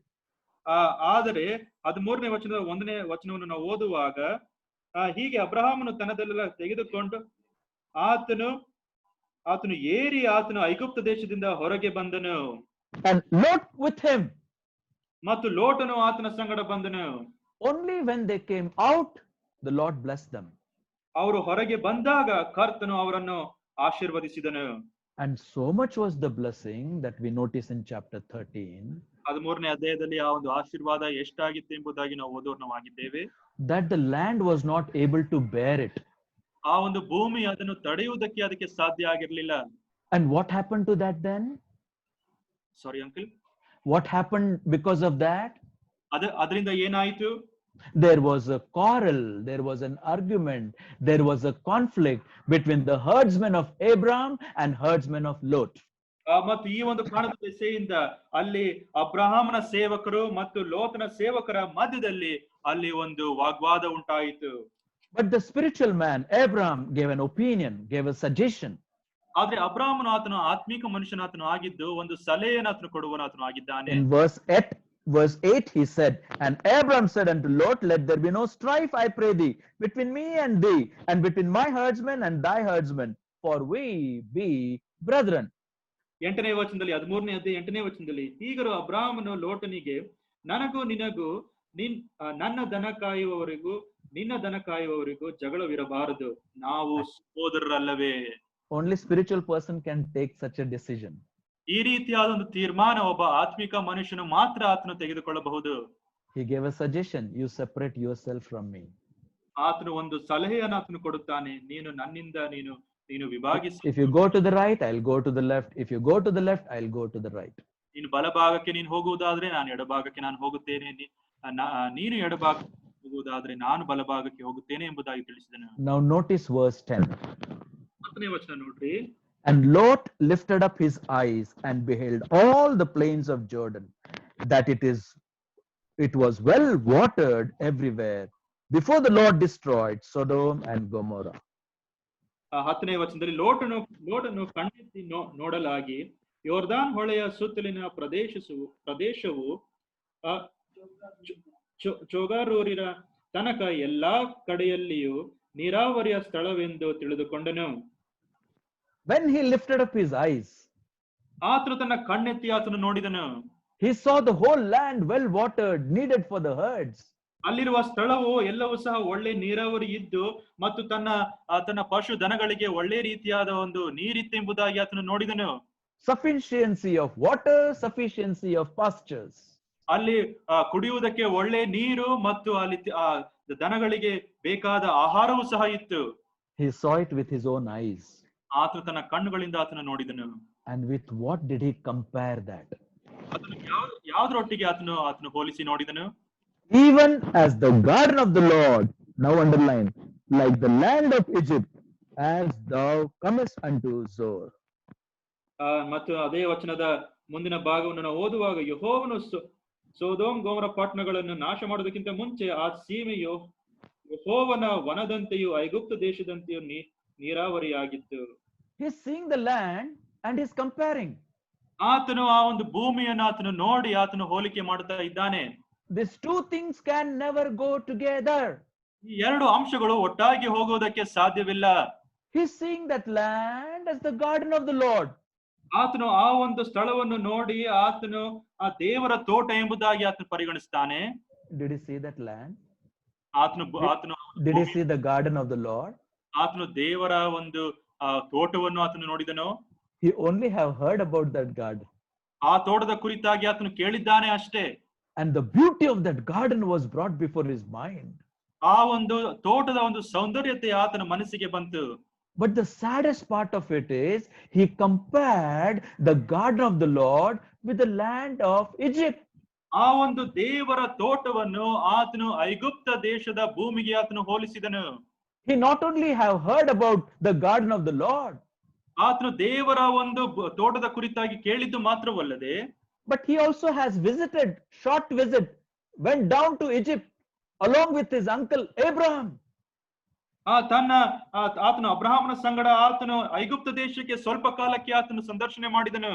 And the impressions of this both were conflicting in his mind. ಈ ಎರಡು ಸ್ಥಳಗಳನ್ನು ಆತನು ನೋಡಿದಾಗ ಎರಡು ಸಹ ಆ ಒಂದು ಹೋರಾಟ ಆತನ ಮನಸ್ಸಿನಲ್ಲಿ ಇತ್ತು. Garden of the Lord is like the land of Egypt. ದೇವರ ಒಂದು ತೋಟವು ಅದು ಐಗುಪ್ತ ದೇಶದ ಹಾಗೆ ಉಂಟು. Egypt is like the garden of the Lord. ಆ ಐಗುಪ್ತ ದೇಶವು ದೇವರ ಆ ಒಂದು ತೋಟದ ಹಾಗೆ ಉಂಟು. Dear brother and sister, this can never ever should happen in the life of a believer. ಒಬ್ಬ ವಿಶ್ವಾಸಿಯ ಜೀವನದಲ್ಲಿ ಈ ಒಂದು ಅಂಶವು ಈ ಒಂದು ಸಂಗತಿಯು ಎಂದಿಗೂ ಸಹ ಆಗಬಾರದು. That's why he is a believer, but he is known as a carnal believer. ಈ ಒಂದು ಕಾಣದ ದೆಸೆಯಿಂದ ಆತನಿಗೆ ವಿಶ್ವಾಸಿ ಎಂಬುದಾಗಿ ಹೆಸರಿರಬಹುದು, ಆದರೆ ಆತನು ಪ್ರಾಕೃತ ಮನುಷ್ಯನು, ಪ್ರಾಪಂಚಿಕನು. A man of God said like this. ಒಬ್ಬ ದೇವರ ಮನುಷ್ಯರು ಈ ರೀತಿಯಾಗಿ ತಿಳಿಸಿದ್ದಾರೆ. Lot came out of Egypt with Abraham. ಲೋತನು ಆತನು ಐಗುಪ್ತ ದೇಶದಿಂದ ಅಬ್ರಹಾಮನ ಸಂಗಡ ಆತನು ಬಂದನು. But Egypt never came out of the heart of Lot. ಆದ್ರೆ ಐಗುಪ್ತ ದೇಶವು ಲೋತನ ಹೃದಯದಿಂದ ಹೊರಗೆ ಬರಲಿಲ್ಲ. And that's why you know the consequences that he had to bear in his life. ಈ ಒಂದು ಕಾರಣದ ದೆಸೆಯಿಂದ ಆತನ ಜೀವನದಲ್ಲಿ ಆತನು ಎದುರಿಸಬೇಕಾದ ಪರಿಣಾಮಗಳನ್ನು ನೋಡ್ರಿ. Why are we seeing this in the introduction? ಇದನ್ನು ನಾವು ಮುನ್ನುಡಿಯಲ್ಲಿ ನಾವು ಯಾಕೆ ನೋಡ್ತಾ ಇದ್ದೇವೆ? Same thing has happened with the people of Israel. ಇದೇ ಸಂಗತಿಯು ಇಸ್ರಾಯೇಲ್ ಜನರ ಮಧ್ಯದಲ್ಲಿಯೂ ಸಹ ಆಯಿತು. Same thing has happened with the believers in Corinth. ಕೊರಿಂಥ ಪಟ್ಟಣದಲ್ಲಿ ಇದ್ದ ವಿಶ್ವಾಸಿಗಳು ಇದೇ ಸಂಗತಿ ಆಯಿತು. Same thing is happening today in the lives of believers. ಇದೇ ಒಂದು ಅಂಶವು ಅನೇಕ ವಿಶ್ವಾಸಿಗಳಲ್ಲಿ ಈ ದಿನವೂ ಸಹ ನಡೆಯುತ್ತಾ ಉಂಟು. Comparing the world with the garden of the Lord like Eden. ಅವರು ದೇವರ ಲೋಕವನ್ನು ಆ ಒಂದು ದೇವರ ವಾಕ್ಯವಾದ ಏದೇನ್ ತೋಟಕ್ಕೆ ಅವರು ಹೋಲಿಸಿ ನೋಡ್ತಾ ಇದ್ದಾರೆ. My brother, my sister, ನನ್ನ ಪ್ರಿಯ ಸಹೋದರ ಸಹೋದರಿಯರೇ, we can never go along with the world and the Lord and the world in step together. ಒಂದೇ ರೀತಿಯಾಗಿ ಲೋಕವು ಮತ್ತು ಕರ್ತನ ಸಂಗಡ ಒಟ್ಟಾಗಿ ನಡೆದುಕೊಂಡು ಹೋಗುವುದಕ್ಕೆ ಸಾಧ್ಯವಿಲ್ಲ. That's why Apostle Paul says to them. ಇದಕ್ಕೆ ಅಪೊಸ್ತಲನಾದ ಪೌಲನು ಈ ರೀತಿಗೆ ತಿಳಿಸ್ತಾನೆ. You Corinthians, please remember, you are God's husbandry. ಕೊರಿಂಥದಲ್ಲಿರುವ ವಿಶ್ವಾಸಿಗಳೇ, ನಾವು ದೇವರ ಹೊಲವು ನಾವಾಗಿದ್ದೇವೆ. There is one more thought that always lingers my heart. ಇನ್ನೊಂದು ಅಂಶವು ನನ್ನ ಮನಸ್ಸಿಗೆ ಬರುವುದುಂಟು. God's house, God's husbandry. ದೇವರ ಮಂದಿರ, ದೇವರ ಹೊಲವು. Why that metaphor is so important? ಈ ಒಂದು ರೂಪಾಲಂಕಾರ ಪದ ಯಾಕೆ ತುಂಬಾ ಪ್ರಾಮುಖ್ಯವಾದದ್ದು? Not only because of what we have seen as a groundwork. ಈ ಒಂದು ಅಸ್ಥಿವಾರವಾಗಿ ನೋಡಿದ ಒಂದು ಸಂಗತಿ ಮಾತ್ರವಲ್ಲದೆ, but this thought has impressed my heart so much. ಆದ್ರೆ ಈ ಒಂದು ಆಲೋಚನೆ ನನ್ನ ಹೃದಯದ ಮೇಲೆ ತುಂಬಾ ಪರಿಣಾಮವನ್ನು ಬೀರಿದೆ. Did you notice the first man Adam is associated with three things? ಮೊದಲ ಮನುಷ್ಯನು ಆದಾಮನು, ಆತನ ಕುರಿತಾಗಿ ನಾವು ಮೂರು ಸಂಗತಿಗಳನ್ನು ನಾವು ಅನ್ವಯಿಸಿ ನಾವು ನೋಡಬಹುದು. Is associated with a garden, a tree and a river. ಆತನಿಗೆ ಆತನ ಒಂದು ತೋಟ ಮತ್ತು ಒಂದು ಮರ ಮತ್ತು ಒಂದು ನದಿಯ ಕುರಿತಾಗಿ ಆತನ ಕುರಿತಾಗಿ ನಾವು ಓದುತ್ತೇವೆ. And you read about it in Genesis chapter 2. ಆದಿಕಾಂಡ ಪುಸ್ತಕ 2ನೇ ಅಧ್ಯಾಯದಲ್ಲಿ ಅದನ್ನು ನಾವು ನೋಡುತ್ತೇವೆ. First man Adam is associated with a garden, with a tree and with a river. ಮೊದಲನೆಯ ಮನುಷ್ಯನು ಆದಾಮನು, ಆತನನ್ನು ಒಂದು ತೋಟ, ಒಂದು ಮರ ಮತ್ತು ಒಂದು ನದಿಗೆ ಹೋಲಿಸಲಾಗಿದೆ. And in relation to all these three, he has failed. ಈ ಮೂರು ಅಂಶಗಳಲ್ಲಿಯೂ ಸಹ ಆದಾಮನು ಆತನು ಸೋತಿದ್ದಾನೆ. That's why came the second man from heaven. ಈ ಒಂದು ಕಾರಣದ ದೆಸೆಯಿಂದ ಆ ಪರಲೋಕದಿಂದ ಎರಡನೇ ಆದಾಮನು ಆತನು ಇಳಿದು ಬಂದನು. The last Adam. ಆತನು ಕಡೆಯ ಆದಾಮನು. Not the second Adam, the last Adam. ಎರಡನೇ ಆದಾಮನಲ್ಲ, ಆತನು ಕಡೆಯ ಆದಾಮನು ಆತನು ಆಗಿದ್ದಾನೆ. And you will notice that he was also associated with the same three things. ಅದೇ ಮೂರು ಸಂಗತಿಗಳು ಆತನಿಗೂ ಸಹ ಅನ್ವಯಿಸುವುದಾಗಿದೆ. The second man from heaven, the last Adam, the Lord Jesus Christ, is also associated with a garden, with a tree, and with a river. ಅಂತಿಮ ಕಡೆಯ ಒಂದು ಆದಾಮನಾಗಿರುವ ಕರ್ತನಾಗಿರುವ ಯೇಸು ಕ್ರಿಸ್ತನು, ಆತನು ಸಹ ಒಂದು ತೋಟ, ಒಂದು ಮರ ಮತ್ತು ಒಂದು ನದಿಗೆ ಆತನನ್ನು ಹೋಲಿಸಲಾಗಿದೆ. First man failed badly, utterly. ಮೊದಲನೆಯ ಆದಾಮನು ಆತನು ತುಂಬಾ ಹೀನಾಯವಾಗಿ ಆತನು ಸೋತು ಹೋದನು. And the problem of that has come upon all mankind. ಆ ಒಂದು ಸಮಸ್ಯೆಯು ಎಲ್ಲಾ ಮಾನವ ಕುಲಕ್ಕೆ ಅದು ಬಂದಿದೆ. But the second man, the Lord from heaven, is victorious in relationship with all three. ಆದ್ರೆ ಅಂತಿಮ ಆದಾಮನು, ಕಡೆಯ ಆದಾಮನು, ಆತನು ಎಲ್ಲಾ ಅಂಶಗಳಲ್ಲಿಯೂ ಸಹ, ಎಲ್ಲಾ ಕ್ಷೇತ್ರಗಳಲ್ಲಿಯೂ ಸಹ ಆತನು ಜಯವನ್ನು ಆತನು ಹೊಂದಿದ್ದಾನೆ. When you compare that with the Lord Jesus Christ, ನಮ್ಮ ಕರ್ತನಾಗಿರುವ ಯೇಸು ಕ್ರಿಸ್ತನ ಜೊತೆಯಲ್ಲಿ ಅದನ್ನು ಹೋಲಿಸಿ ನೋಡುವಾಗ, that he was associated with a garden. ಆತನು ಒಂದು ತೋಟದ ಒಂದು ಕ್ಷೇತ್ರದಲ್ಲಿ ಇದ್ದನು. Dear brother and sister, it was not like the Garden of Eden. ನನ್ನ ಪ್ರಿಯ ಸಹೋದರ ಸಹೋದರಿಯರೇ, ಆ ಒಂದು ತೋಟವು ಏದೇನ್ ತೋಟದ ಹಾಗೆ ಇರಲಿಲ್ಲ.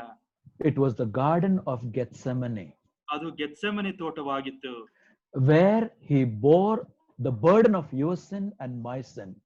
ನಿನ್ನ ಪಾಪವನ್ನು ನನ್ನ ಪಾಪವನ್ನು ತನ್ನ ದೇಹದ ಮೇಲೆ ಆತನು ಹೊತ್ತುಕೊಂಡ ಸ್ಥಳ ಇದಾಗಿದೆ. With that burden, he is praying to Father 3 times, same sentence. ಆತನು 3 ಬಾರಿ ಆತನು ತನ್ನ ತಂದೆಯಾದ ದೇವರೊಟ್ಟಿಗೆ ಆತನು ಇದೇ ಸಾಲುಗಳನ್ನು ಆತನು ಪ್ರಾರ್ಥನೆ ಮಾಡುತ್ತಾ ಇದ್ದಾನೆ. The pain, the agony of the Garden of Gethsemane was so much that the Bible says even his sweat was falling on the ground as the drops of blood.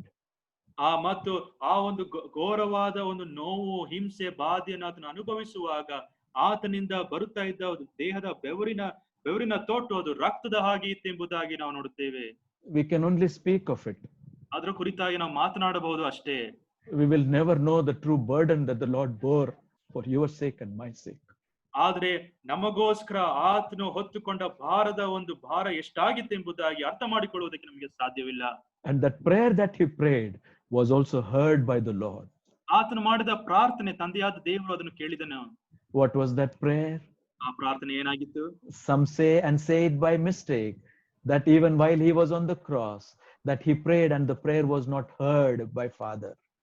ಕೆಲವರು ಅನೇಕರು ಈ ರೀತಿಯಾಗಿ ತಪ್ಪಾಗಿ ತಿಳಿದುಕೊಂಡಿದ್ದಾರೆ. ಆತನು ಶಿಲುಬೆಯ ಕಂಬದ ಮೇಲೆ ಆತನು ಇದ್ದಾಗ ಆತನು ಪ್ರಾರ್ಥನೆ ಮಾಡಿದಾಗ ತಂದೆಯಾದ ದೇವರು ಅದನ್ನು ಕೇಳಲಿಲ್ಲ ಎಂಬುದಾಗಿ ತಿಳಿಸ್ತಾರೆ. My brother, my sister, there is no prayer which the Son has prayed and Father has not answered.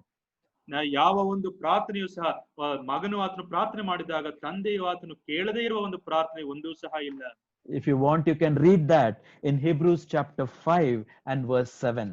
ಇಬ್ರಿಯರಿಗೆ ಬರೆದ ಪತ್ರಿಕೆ 5ನೇ ಅಧ್ಯಾಯ 7ನೇ ವಚನದಲ್ಲಿ ಅದರ ಕುರಿತಾಗಿ ನಾವು ಓದುತ್ತೇವೆ. There are so many things the Lord did in the body of his flesh when he was here in this world.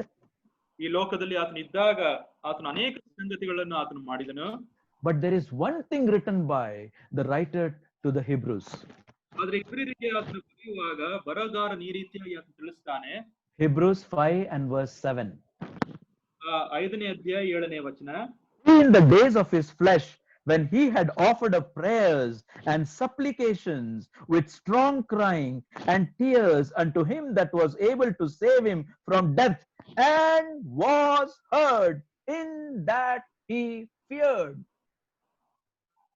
ಇಬ್ರಿಯರಿಗೆ ಬರೆದ ಪತ್ರಿಕೆ 5ನೇ ಅಧ್ಯಾಯ 7ನೇ ವಚನ. ಕ್ರಿಸ್ತನು ತಾನು ಭೂಲೋಕದಲ್ಲಿದ್ದಾಗ ಮರಣಕ್ಕೆ ತಪ್ಪಿಸಿ ಕಾಪಾಡ ಶಕ್ತನಾಗಿರುವ ಆತನಿಗೆ ಬಲವಾಗಿ ಕೂಗುತ್ತಾ ಕಣ್ಣೀರನ್ನು ಸುರಿಸುತ್ತಾ ಪ್ರಾರ್ಥನೆ ವಿಜ್ಞಾಪನೆಗಳನ್ನು ಸಮರ್ಪಿಸಿ ದೇವರ ಮೇಲಿನ ಭಯಭಕ್ತಿಯ ನಿಮಿತ್ತ ಕೇಳಲ್ಪಟ್ಟನು. What did he say in that prayer? ಆತನು ಏನು ಕೇಳಿದನು ಆ ಪ್ರಾರ್ಥನೆಯಲ್ಲಿ? If it is thy will, let this cup pass from me. ನಿನ್ನ ಚಿತ್ತ ಇರುವುದಾದ್ರೆ ಈ ಒಂದು ಪಾತ್ರೆಯನ್ನು ನನ್ನಿಂದ ತೆಗೆದುಹಾಕು. If it is thy will, let this cup pass from me. ನಿನ್ನ ಚಿತ್ತ ಇರುವುದಾದ್ರೆ ಈ ಒಂದು ಪಾತ್ರೆ ನನ್ನಿಂದ ತೆಗೆದುಹಾಕು. If it is thy will, let this cup pass from me. ನಿನ್ನ ಚಿತ್ತ ಇರುವುದಾದ್ರೆ ಈ ಒಂದು ಪಾತ್ರೆಯನ್ನು ನನ್ನಿಂದ ತೆಗೆದುಹಾಕು. But what did he say in addition to that? ಆದ್ರೆ ಅದಕ್ಕೆ ಕೂಡಿಸಿ ಆತನು ಏನನ್ನ ಆತನು ತಿಳಿಸಿದನು? Not my will, but thy will be done. ನನ್ನ ಚಿತ್ತವಲ್ಲ ನಿನ್ನ ಚಿತ್ತವೇ ನೆರವೇರಲಿ. Praise God for that. ದೇವರಿಗೆ ಸ್ತೋತ್ರ ಉಂಟಾಗಲಿ. Because he submitted that prayer in the will of the Lord, Father's desire was that you and I should not perish in our sin. There should be a sacrifice in the Son. And that's why he heard that prayer and allowed him to go through the pains and agony of Gethsemane. Gethsemane ತೋಟದಲ್ಲಿ ಇದ್ದ ನೋವು, ಹಿಂಸೆ, ಬಾಧೆಗಳಲ್ಲಿ ಆತನು ತಂದೆಯಾದ ದೇವರು ತನ್ನ ಮಗನು ಹಾದು ಹೋಗುವಾಗಿ ಆತನ ಅನುಮತಿಯನ್ನು ಕೊಟ್ಟನು. ಕರ್ತನಿಗೆ ಸ್ತೋತ್ರ ಉಂಟಾಗಲಿ. ಕರ್ತನಾಗಿರುವ ಯೇಸು ಕ್ರಿಸ್ತನು ಆತನು ನಿನ್ನ ಚಿತ್ತ ಆಗಲಿ ಎಂಬುದಾಗಿ ಆತನು ತಿಳಿಸಿದನು. The second man is associated with the garden. ಎರಡನೇ ಮನುಷ್ಯನು ಆತನು ತೋಟಕ್ಕೆ ಆತನು. It was not Garden of Eden, it was Garden of Gethsemane. ಅದು ಏದೇನ್ ತೋಟ ಆಗಿರ್ಲಿಲ್ಲ, ಅದು Gethsemane ತೋಟವಾಗಿತ್ತು. He was victorious there. ಅಲ್ಲಿ ಆತನಿಗೆ ಜಯ ಸಿಕ್ಕಿತು. But he is also associated with a tree. ಆದ್ರೆ ಆತನು ಒಂದು ಮರಕ್ಕೂ ಸಹ ಆತನು ಆ ಒಂದು ಸ್ಥಿತಿಗತಿಗೂ ಸಹ ಆತನು ಹಾದು ಹೋದನು. It was not the tree of knowledge of good and evil. ಇದು ಒಳ್ಳೆಯದು ಮತ್ತು ಕೆಟ್ಟದ ಅರಿವನ್ನು ಹುಟ್ಟಿಸುವ ಅದು ಮರವಾಗಿರಲಿಲ್ಲ. It was not the tree of life that we see the first man was associated with in the Garden of Eden. Eden ತೋಟದಲ್ಲಿ ಆ ಒಂದು ಜೀವಕರವಾದ ವೃಕ್ಷಕ್ಕೆ ಅದು ಹೋಲಿಸಲಾಗಿರಲಿಲ್ಲ. Galatians chapter 3 and verse 13 says, "Cursed is he who is hung upon a tree." ಗಲಾತ್ಯದವರಿಗೆ ಬರೆದ ಪತ್ರಿಕೆ 3ನೇ ಅಧ್ಯಾಯದಲ್ಲಿ ಆತನು ಮರದ ಮೇಲೆ ತೂಗಿಕೊಂಡವನು, ಆತನು ಶಾಪಗ್ರಸ್ತನು ಎಂಬುದಾಗಿ ನಾವು ಓದುತ್ತೇವೆ. Dear brother and sister, ನನ್ನ ಪ್ರಿಯ ಸಹೋದರ ಸಹೋದರಿಯರೇ, He was associated with a tree. ಆತನು ಮರ ಒಟ್ಟಿಗೆ ಆತನು ಆ ಒಂದು ಸಂಗತಿಯಲ್ಲಿ ಆತನು ಹಾದು ಹೋದನು. Where he nailed our sin in his own body on that tree. ಆತನು ಶಿಲುಬೆಯ ಕಂಬದ ಮೇಲೆ, ಆ ಒಂದು ಮರದ ಮೇಲೆ ತನ್ನ ದೇಹವನ್ನು ಆತನು ಮೊಳೆ ಜಡಿದು ಆತನು ಹಾಕಿಸಿಕೊಂಡವನು ಆತನು ಆಗಿದ್ದನು. Even today people don't understand why tree, why cross, why crucifixion. ಈ ದಿನವೂ ಸಹ ಅನೇಕರಿಗೆ ಅರ್ಥವಾಗುವುದಿಲ್ಲ, ಯಾಕೆ ಆ ಒಂದು ಮರ ಬೇಕಾಗಿತ್ತು, ಯಾಕೆ ಆ ಶಿಲುಬೆ ಬೇಕಾಗಿತ್ತು. So simple, you know. ತುಂಬಾ The problem came with a tree. The solution has to be through a tree. ಸಮಸ್ಯೆ ಬಂದದ್ದು ಒಂದು ಮರದ ಮುಖಾಂತರ, ಸಮಸ್ಯೆಯ ಒಂದು ಪರಿಹಾರವೂ ಸಹ ಒಂದು ಮರದ ಮುಖಾಂತರವೇ ಆಗಬೇಕು. Second man was associated with a garden and also with a tree. ಮತ್ತು ಎರಡನೆಯ ಮನುಷ್ಯನು ಆತನು ಮರಕ್ಕೆ ಆತನು ಹೋಲಿಸಲ್ಪಟ್ಟಿದ್ದಾನೆ. But he was also associated with the river. ಮತ್ತು ಮೂರನೇದಾಗಿ ಒಂದು ನದಿಯ ಕುರಿತಾಗಿಯೂ ಸಹ ಆತನ ವಿಷಯವಾಗಿ ನಾವು ಆಗಿದ್ದೇವೆ. It was not like the river that the first man was associated in Genesis 2 and verse 10, that it well watered the garden and broke into 4 parts. ಆದಿಕಾಂಡ ಪುಸ್ತಕ ನಾವು 2ನೇ ಅಧ್ಯಾಯ 10ನೇ ವಚನದಲ್ಲಿ ನಾವು ನೋಡುವ ಪ್ರಕಾರ ಈ ಒಂದು ನದಿಯು ಅದು ಒಡೆದು 4 ಶಾಖೆಗಳಾಯಿತು ಎಂಬುದಾಗಿ ನಾವು ಓದುತ್ತೇವೆ. ಆ ರೀತಿಯಾಗಿ ಅಲ್ಲ. He was associated with the tree, the river which is known as River Jordan. ಮತ್ತು ಆತನ ನದಿಯ ಕುರಿತಾಗಿ ತನ್ನನ್ನೇ ಆತನು ಗುರುತಿಸಿಕೊಂಡನೆಂಬುದಾಗಿ ಹೇಳುವಾಗ ಅದು ಯೋರ್ದಾನ್ ನದಿ ಆಗಿತ್ತು. You can bring that scene before your eyes. Sorry uncle. You can bring the scene of the River Jordan before your eyes. ಈ ಒಂದು ಯೋರ್ದಾನ್ ನದಿಯ ಒಂದು ಚಿತ್ರಣವನ್ನು ನಿಮ್ಮ ಕಣ್ಣುಗಳ ಮುಂದೆ ತನ್ರಿ. Where John the Baptist, preparing the way for the Lord, was there in that river and was baptizing the people who were coming to him. ಯೋರ್ದಾನ್ ನದಿಯ ತೀರದಲ್ಲಿ ಸ್ನಾನಿಕನಾದ ಯೋಹಾನನು ಆತನು ಬರುತ್ತಾ ಇರುವಾಗ ಆತನು ಕರ್ತನಾದ ಯೇಸು ಕ್ರಿಸ್ತನಿಗೆ ಆತನು ಗುರುತು ಮಾಡಿ ತೋರಿಸಿದನು. It was a baptism of repentance. ಇದು ಪಶ್ಚಾತ್ತಾಪದ ಒಂದು ದೀಕ್ಷಾ ಸ್ನಾನವಾಗಿತ್ತು. He was shocked to see the types of people that were coming. ಅಲ್ಲಿ ಬರುತ್ತಾ ಇದ್ದ ಜನರನ್ನು ನೋಡುವ ಸಂದರ್ಭದಲ್ಲಿ ಆತನಿಗೆ ಆಘಾತ ಆಗುತ್ತಾ ಇತ್ತು. But in that crowd he saw yet another man coming there for the same baptism. ಆದ್ರೆ ಅದೇ ಸಂದರ್ಭದಲ್ಲಿ ಒಬ್ಬ ಮನುಷ್ಯನು ಅದೇ ಒಂದು ದೀಕ್ಷಾ ಸ್ನಾನಕ್ಕೆ ಆತನು ಬರುತ್ತಾ ಇದ್ದಾನೆ ಎಂಬುದಾಗಿ ಆತನು ನೋಡಿದನು. He knew about him. He said to him, how is this possible, Lord, that I should baptize you? ಆತನು ನೋಡಿದಾಗ ಆತನು ನೋಡಿ ಗುರುತು ಮಾಡಿಕೊಂಡು ನಾನು ನಿನಗೆ ಯಾವ ರೀತಿಯಾಗಿ ನಾನು ದೀಕ್ಷಾ ಸ್ನಾನ ಮಾಡಿಸಲಿ ಎಂಬುದಾಗಿ ಆತನು ಕೇಳುತ್ತಾನೆ. Because there was no sin in him. There was nothing with him that he should repent and take the baptism of repentance. ಯಾಕಂದ್ರೆ ಆತನಲ್ಲಿ ಯಾವುದೇ ಒಂದು ಪಾಪವಿರಲಿಲ್ಲ ಮತ್ತು ಪಶ್ಚಾತ್ತಾಪದ ಒಂದು ಅರಿಕೆಯ ಒಂದು ದೀಕ್ಷಾ ಸ್ನಾನ ತೆಗೆದುಕೊಳ್ಳುವುದು ಅವಶ್ಯಕತೆ ಇರಲಿಲ್ಲ. Then why did he step into the river Jordan? ಮತ್ತು ಯಾಕೆ ಆತನು ಯೋರ್ದಾನ್ ನದಿಗೆ ಆತನು ಕಾಲಿಟ್ಟನು? Why he said to him, let things be done as it should be done? ಈ ರೀತಿಯಾಗಿ ಆಗಬೇಕಾಗಿರುವ ಸಂಗತಿಗಳು ನೆರವೇರಲಿ ಎಂಬುದಾಗಿ ಹೇಳಿದ್ದು ಕಾರಣವೇನು? Dear brother and sister, ನನ್ನ ಪ್ರಿಯ ಸಹೋದರ ಸಹೋದರಿಯರೇ, when I take that incident at the river Jordan with John the Baptist and the Lord Jesus Christ in the midst of that river, ನಾನು ಈ ಒಂದು ನದಿಯ ಕುರಿತಾಗಿ ನಾನು ಆಲೋಚನೆ ಮಾಡುವ ಸಂದರ್ಭದಲ್ಲಿ ಸ್ನಾನಿಕನಾದ ಯೋಹಾನನು ಮತ್ತು ಕರ್ತನಾಗಿರುವ ಯೇಸು ಕ್ರಿಸ್ತನು ಆ ನದಿಯ ಮಧ್ಯದಲ್ಲಿ ಇರುವಾಗ, and why that was necessary that he should be associated with the river, ಆ ಒಂದು ನದಿಯಲ್ಲಿ ತನ್ನನ್ನೇ ಆತನು ಗುರುತಿಸಿಕೊಳ್ಳಬೇಕು ಎಂಬುದಾಗಿರುವ ಅಂಶದ ಕುರಿತಾಗಿ ನಾನು ಆಲೋಚನೆ ಮಾಡುವಾಗ, immediately my attention goes to Joshua chapter 3. ತಕ್ಷಣವಾಗಿ ನನ್ನ ಒಂದು ಮನಸ್ಸು ಅದು ಯೆಹೋಶುವನ ಗ್ರಂಥ 3ನೇ ಅಧ್ಯಾಯಕ್ಕೆ ಅದು ಹೋಗುವುದಾಗಿದೆ. With the great deliverance they are brought out of Egypt. ತುಂಬಾ ಒಂದು ಬಿಡುಗಡೆಯಿಂದ ದೇವರು ಆತನು ಐಗುಪ್ತ ದೇಶದಿಂದ ಅವರನ್ನು ತಂದನು. Standing on the bank of the river Jordan.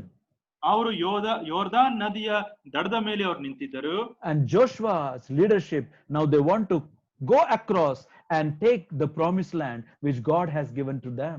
ಕರ್ತನು ಅವರಿಗೆ ವಾಗ್ದಾನವಾಗಿ ಕೊಟ್ಟ ದೇಶಕ್ಕೆ ಅವರು ಹೋಗಬೇಕು ಎಂಬುದಾಗಿರುವ ಸಂದರ್ಭದಲ್ಲಿ ಅವರು ಯೋರ್ದಾನ್ ನದಿಯ ತೀರದಲ್ಲಿ ಅವರು ನಿಂತಿದ್ದರು. But when he saw that river, ಆದ್ರೆ ಆ ನದಿಯನ್ನು ನೋಡಿದಾಗ, that its banks were full and the water was overflowing, ಆ ಒಂದು ನದಿ ಅದು ತುಂಬಿ ಹರಿಯುತ್ತಾ ಇತ್ತು. as always he prayed to the Lord. ಆತನು ಕರ್ತನಿಗೆ ಈ ರೀತಿಯಾಗಿ ಆತನು ಪ್ರಾರ್ಥನೆ ಮಾಡುತ್ತಾನೆ. And what did the Lord say to him? ಕರ್ತನು ಆತನಿಗೆ ಹೇಳಿದ್ದೇನು? Let the men that bear the ark of the covenant, the priest, touch their feet to that water. ಈ ಒಂದು ಮಂಜೂಷವನ್ನು ಹೊರುವವರು ಅವರು ಅವರ ಒಂದು ಪಾದಗಳನ್ನು ಆ ನದಿಗೆ ಸೋಕಿಸಲಿ ಎಂಬುದಾಗಿ ಆತನು ಹೇಳಿದನು. That's one of my favorite verse. ನನಗೆ ತುಂಬಾ ಇಷ್ಟವಾದ ಒಂದು ವಚನವಾಗಿದೆ. The Lord made them to feel the touch of that water. ಆ ಒಂದು ನೀರು ಯಾವ ರೀತಿಯಾಗಿ ಉಂಟು, ಆ ಒಂದು ಸ್ಪರ್ಶ ಅವರಿಗೆ ಬೇಕಾಗಿತ್ತು. By faith they touched the water, and what happened? ಆ ನಂಬಿಕೆಯ ಮುಖಾಂತರ ಆ ನೀರನ್ನು ಅವರು ಮುಟ್ಟಿದರು ಮತ್ತು ಆದ ಒಂದು ಸಂಗತಿ ಆದರೂ ಏನು? The water moved back. ಆ ಒಂದು ನೀರು ಅದು ಹಿಂದಕ್ಕೆ ಹೋಯಿತು. And became a wall. ಅದು ಗೋಡೆಯಾಗಿ ಅದು ನಿಂತಿತು. And there was a passage created. ಮಧ್ಯದಲ್ಲಿ ಒಂದು ಮಾರ್ಗವಿತ್ತು. And we read that the priest who bore the ark of the covenant stood in the midst of the river on that ground, as the people of Israel, one by one, every one of them crossed from one end to other end. ಮತ್ತು ಆ ಒಂದು ಮಂಜೂಷವನ್ನು ಹೊರುವ ಸಂದರ್ಭದಲ್ಲಿ ಯಾಜಕನು ಆತನಲ್ಲಿ ಮಧ್ಯ ನಿಂತಿದ್ದು ಮತ್ತು ಒಬ್ಬೊಬ್ಬರಾಗಿ ಇಸ್ರಾಯೇಲ್ ಜನರು ಆ ಒಂದು ಒಣನೆಲದಲ್ಲಿ ಅವರು ನಡೆದುಕೊಂಡು ಅವರು ಹೋದರು. What a beautiful picture of the Lord Jesus. ನಮ್ಮ ಕರ್ತನಾಗಿರುವ ಯೇಸು ಕ್ರಿಸ್ತನ ಎಂತ ಒಂದು ಸುಂದರವಾದ ದೃಶ್ಯ. My brother, my sister, ನನ್ನ ಪ್ರಿಯ ಸಹೋದರ ಸಹೋದರಿಯರೇ, in associating with the garden, he bore our sin upon himself.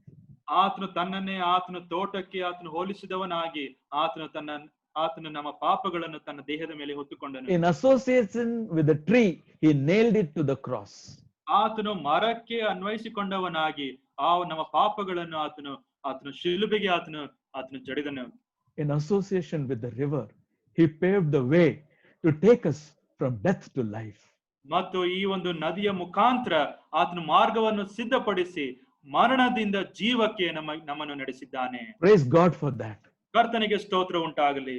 Jordan is a picture of death in the scripture. ಈ ಒಂದು ಯೋರ್ದಾನ್ ಎಂಬುದಾಗಿ ಹೇಳುವಾಗ ಅದು ಮರಣವನ್ನು ಸೂಚಿಸುವ ಒಂದು ಸಂಗತಿ ಆಗಿದೆ. First man is associated with three things. ಮೊದಲನೆಯ ಮನುಷ್ಯನು ಮೂರು ಅಂಶಗಳ ಒಟ್ಟಿಗೆ ಆತನನ್ನು a garden, a tree, a river. ತೋಟ, ಒಂದು ಮರ ಮತ್ತು ಒಂದು ನದಿ. And he failed in that. ಆ ಮೂರು ಕ್ಷೇತ್ರಗಳಲ್ಲಿಯೂ ಸಹ ಆತನು ಸೋತು ಹೋದನು. So the second man associated with the same three things, but he is victorious. ಆದ್ರೆ ಇನ್ನು ಎರಡನೇ ಮನುಷ್ಯನು ಆತನು ಇದೇ ಮೂರು ಸಂಗತಿಗಳೊಟ್ಟಿಗೆ ಆತನು ಅನ್ವಯಿಸಲಾಗಿದೆ. ಆದ್ರೆ ಅದೆಲ್ಲ ಮೂರು ಕ್ಷೇತ್ರಗಳಲ್ಲಿಯೂ ಸಹ ಆತನು ವೀರನಾಗಿ ಆತನು ಬಂದನು. Now listen to the beauty of the scriptures. ಆದ್ರೆ ಈಗ ದೇವರ ವಾಕ್ಯದ ಸೌಂದರ್ಯತೆಯನ್ನು ನೀವು ಅರ್ಥ ಮಾಡಿಕೊಳ್ಳ್ರಿ. Now we no longer, because of faith in the Lord Jesus Christ, are defeated people in Adam. ಈ ಕರ್ತನಾಗಿರುವ ಯೇಸು ಕ್ರಿಸ್ತನ ಮೇಲೆ ನಂಬಿಕೆ ಇಟ್ಟ ಕಾಣದ ದೆಸೆಯಿಂದ ನಾವು ಆದಾಮನಿಂದ ಬಂದ ಸೋಲಿನಲ್ಲಿ ನಾವು ಜಯವನ್ನು ಹೊಂದಿದ್ದೇವೆ. But we are born again, we are spiritual, we are people who belong to the person of the Lord Jesus Christ. ಆದ್ರೆ ನಾವು ಆತ್ಮಿಕರು ನಾವು ಆಗಿದ್ದು ಕರ್ತನಾಗಿರುವ ಯೇಸು ಕ್ರಿಸ್ತನಿಗೆ ನಾವು ಸಂಬಂಧಪಟ್ಟವರು ನಾವು ಆಗಿದ್ದೇವೆ. So as we live our life victorious in following the footsteps of the Lord Jesus in this world, ಈ ಲೋಕದಲ್ಲಿ ನಾವು ಕರ್ತನಾಗಿರುವ ಯೇಸು ಕ್ರಿಸ್ತನ ಹೆಜ್ಜೆ ಜಾಡಿನಲ್ಲಿ ನಾವು ನಡೆಯುವಾಗ you know what will happen? ಏನಾಗ್ತದೆ ನಿಮ್ಗೆ ಗೊತ್ತುಂಟಾ? Revelation chapter 22 says, ಪ್ರಕಟಣೆ ಪುಸ್ತಕ 22ನೇ ಅಧ್ಯಾಯದಲ್ಲಿ ನಾವು ಈ ರೀತಿಯಾಗಿ ನಾವು ಓದುತ್ತೇವೆ, there is yet another garden. ಅಲ್ಲಿ ಇನ್ನೊಂದು ತೋಟ ಉಂಟು. There is yet another tree. ಅಲ್ಲಿ ಇನ್ನೊಂದು ಮರ ಉಂಟು. There is yet another river. ಅಲ್ಲಿ ಇನ್ನೊಂದು ನದಿಯು ಸಹ ಉಂಟು. Oh, the beauty of that land, that garden, the tree and the river is mentioned there. ಆ ಒಂದು ತೋಟ, ಆ ಒಂದು ಮರ ಮತ್ತು ನದಿಯ ಒಂದು ಸೌಂದರ್ಯತೆಯನ್ನು ನಾವು ಓದುತ್ತೇವೆ. That's what you and I are heading to. ನಾವು ಈ ಒಂದು ಮೂರು ಸಂಗತಿಗಳಿಗೆ ಯಾವುದು ದಿಕ್ಕಿನಲ್ಲಿ ನಾವು ನಡೆಯುತ್ತಾ ಇದ್ದೇವೆ. What we lost in Adam, ಆದಾಮನಲ್ಲಿ ನಾವು ಸೋತ ಮೂರು ಸಂಗತಿಗಳು, is nothing in comparison to what we are going to get in Christ. ಆದ್ರೆ ಕ್ರಿಸ್ತನಲ್ಲಿ ನಮಗೆ ಸಿಗುವಂತಹ ಸಂಗತಿಗೆ ಹೋಲಿಸುವುದಾದ್ರೆ ಅದು ಏನು ಸಹ ಅಲ್ಲ. This is for you, this is for me, this is for us. ಇದು ನಿಮಗಾಗಿದೆ, ನನಗಾಗಿದೆ ಮತ್ತು ನಮ್ಮೆಲ್ಲರಿಗೂ ಸಹ ಇರುವಂತದ್ದಾಗಿದೆ. So in the meantime, that before we reach to that beautiful garden, tree and river, ಆ ಒಂದು ಸೌಂದರ್ಯತೆ ಇಲ್ಲಿರುವ ಆ ಒಂದು ಮರ, ಆ ಒಂದು ತೋಟ ಮತ್ತು ಆ ಒಂದು ನದಿಯ ಸ್ಥಳಕ್ಕೆ ನಾವು ಹೋಗೋದಕ್ಕಿಂತ ಮುಂಚೆ, being the people of the Lord Jesus Christ, ಕರ್ತನಾಗಿರುವ ಯೇಸು ಕ್ರಿಸ್ತನ ಜನರಾಗಿರುವವರು ನಾವು, In this while, we are supposed to follow his footsteps, ನಾವು ಆತನ ಹೆಜ್ಜೆ ಜಾಡಿನಲ್ಲಿ ನಾವು ನಡೆಯುವವನಾಗಿರಬೇಕು. his precepts, ಆತನ ಮಾರ್ಗಗಳನ್ನು ನಾವು ಆತನ ನಿಬಂಧನೆಗಳನ್ನು ನಾವು ಹಿಡಿಯಬೇಕು. his commandments, ಆತನ ಆಜ್ಞೆಗಳನ್ನು ಪರಿಪಾಲಿಸಬೇಕು. following the Lord Jesus Christ as his disciples. ಮತ್ತು ಕರ್ತನಾಗಿರುವ ಯೇಸು ಕ್ರಿಸ್ತನ ಶಿಷ್ಯರಾಗಿ ನಾವು ನಡೆಯಬೇಕು. What may happen to you and me in this world? ಈ ಲೋಕದಲ್ಲಿ ನಮಗೆ ಏನೇ ಸಂಭವಿಸಬಹುದು, The Lord is victorious.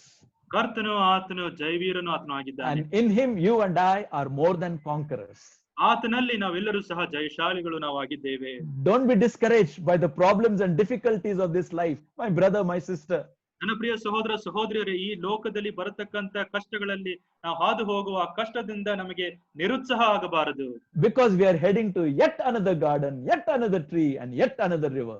ಕಾರಣ ಯಾಕಂದ್ರೆ ನಾವು ಇನ್ನೊಂದು ತೋಟಕ್ಕೆ ನಾವು ಹೋಗುತ್ತಾ ಇದ್ದೇವೆ, ಇನ್ನೊಂದು ಮರವನ್ನು ನಾವು ನೋಡ್ಲಿಕ್ಕಿದ್ದೇವೆ, ವೃಕ್ಷವನ್ನು ನೋಡ್ಲಿಕ್ಕಿದ್ದೇವೆ, ಮೂರನೇದಾಗಿ ಇನ್ನೊಂದು ನದಿಯನ್ನು ನಾವು ನೋಡ್ಲಿಕ್ಕಿದ್ದೇವೆ. So in the meanwhile, while we are living in this world, ಈ ಒಂದು ಕಾಲಾಂತರದಲ್ಲಿ ನಾವು ಈ ಲೋಕದಲ್ಲಿ ನಾವು ಜೀವನ ಮಾಡುವಾಗ, you Corinthians, why you become spiritual ones like the carnal ones?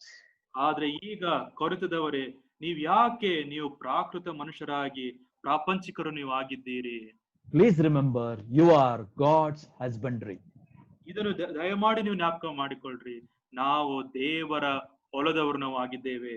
There is only one antidote that I see with the problems that I heard about you from the house of Chloe, that you count yourself as the garden of the Lord. ಕ್ಲೋವೆಯ ಒಂದು ಮನೆತವನದಿಂದ ನಾನು ಕೇಳಿದ ಒಂದು ಅಂಶವನ್ನು, ನೀನು ಕರ್ತನ ಮಂದಿರಕ್ಕೆ ನೀನು ನಂಬಿಗಸ್ತನಾಗಿರು. Ye are the garden of the Lord. ನೀವು ದೇವರ ಒಂದು ತೋಟವು ನೀವಾಗಿದ್ದೀರಿ. God's house, God's husbandry. ದೇವರ ಮಂದಿರ, ದೇವರ ಹೊಲವು. So to understand this, ಇದನ್ನು ನಾವು ಅರ್ಥ ಮಾಡಿಕೊಳ್ಳಬೇಕಾದ್ರೆ, and to make a practical application for your Christian life and my Christian life, ನಿಮ್ಮ ಒಂದು ಆತ್ಮಿಕ ಜೀವನಕ್ಕೆ ನನ್ನ ಒಂದು ಆತ್ಮಿಕ ಜೀವಕ್ಕೆ ನಾವು ಇದನ್ನು ಅನ್ವಯಿಸುವುದಾದರೆ, we take the Garden of Eden on one hand, Eden ತೋಟವನ್ನು ನಾವು ಒಂದು ಭಾಗದಲ್ಲಿ ತೆಗೆದುಕೊಳ್ಳೋಣ, and take the local assembly on other hand, ಇನ್ನೊಂದು ಭಾಗದಲ್ಲಿ ನಾವು ಸ್ಥಳೀಯ ಸಭೆಯನ್ನು ನಾವು ಪರಿಗಣಿಸೋಣ. and as we compare one with another, ನಾವು ಒಂದನ್ನೊಂದು ನಾವು ಹೋಲಿಸುವಾಗ, we learn 10 principles and practices for our life and behavior in association with our local assembly. ನಾವು 10 ಅಂಶಗಳನ್ನು ನಾವು ಸ್ಥಳೀಯ ಸಭೆಗೆ ಅನ್ವಯಿಸುವ ಹಾಗೆ ನಾವು ನೋಡೋಣವಾಗಿದ್ದೇವೆ. These are fundamental teachings of the scripture. ಇದು ದೇವರ ವಾಕ್ಯದಲ್ಲಿ ನಮಗೆ ಸಿಗುವಂತಹ ತುಂಬಾ ಮೂಲತವಾದ ಬೋಧನೆಗಳಾಗಿವೆ. Let me tell you at the outset, my life has had a great impact because of the teachings that I received from this passage. ಈ ಒಂದು ವಾಕ್ಯ ಭಾಗದಿಂದ ನನಗೆ ಸಿಕ್ಕ ಒಂದು ಬೋಧನೆಯಿಂದ ನನಗೆ ತುಂಬಾ ಆಶೀರ್ವಾದ ಉಂಟಾಗಿದೆ ಎಂಬುದಾಗಿ ನಾನು ಪ್ರಾರಂಭದಲ್ಲಿ the whole concept is changed. ಈ ಒಂದು ಸಂಪೂರ್ಣವಾದ ಒಂದು ಅರ್ಥೈಸುವಿಕೆ ಅದು ಬದಲಾಗಿದೆ. The whole look and the outlook is changed. ಈ ಒಂದು ಸಂಪೂರ್ಣವಾದ ಒಂದು ನೋಟ ದರ್ಶನವು ಅದು ಬದಲಾಗಿದೆ. The perspective of Christian life is changed. ಮತ್ತು ದೇವರ ಕ್ರೈಸ್ತ ಜೀವನದ ಒಂದು ನೋಟವೂ ಸಹ ಅದು ಬದಲಾಗಿದೆ. With the same burden in my heart, with prayer to the Lord, we both brethren, with the help of the Spirit of God, would like to share those 10 principles and practices for your and my encouragement and edification.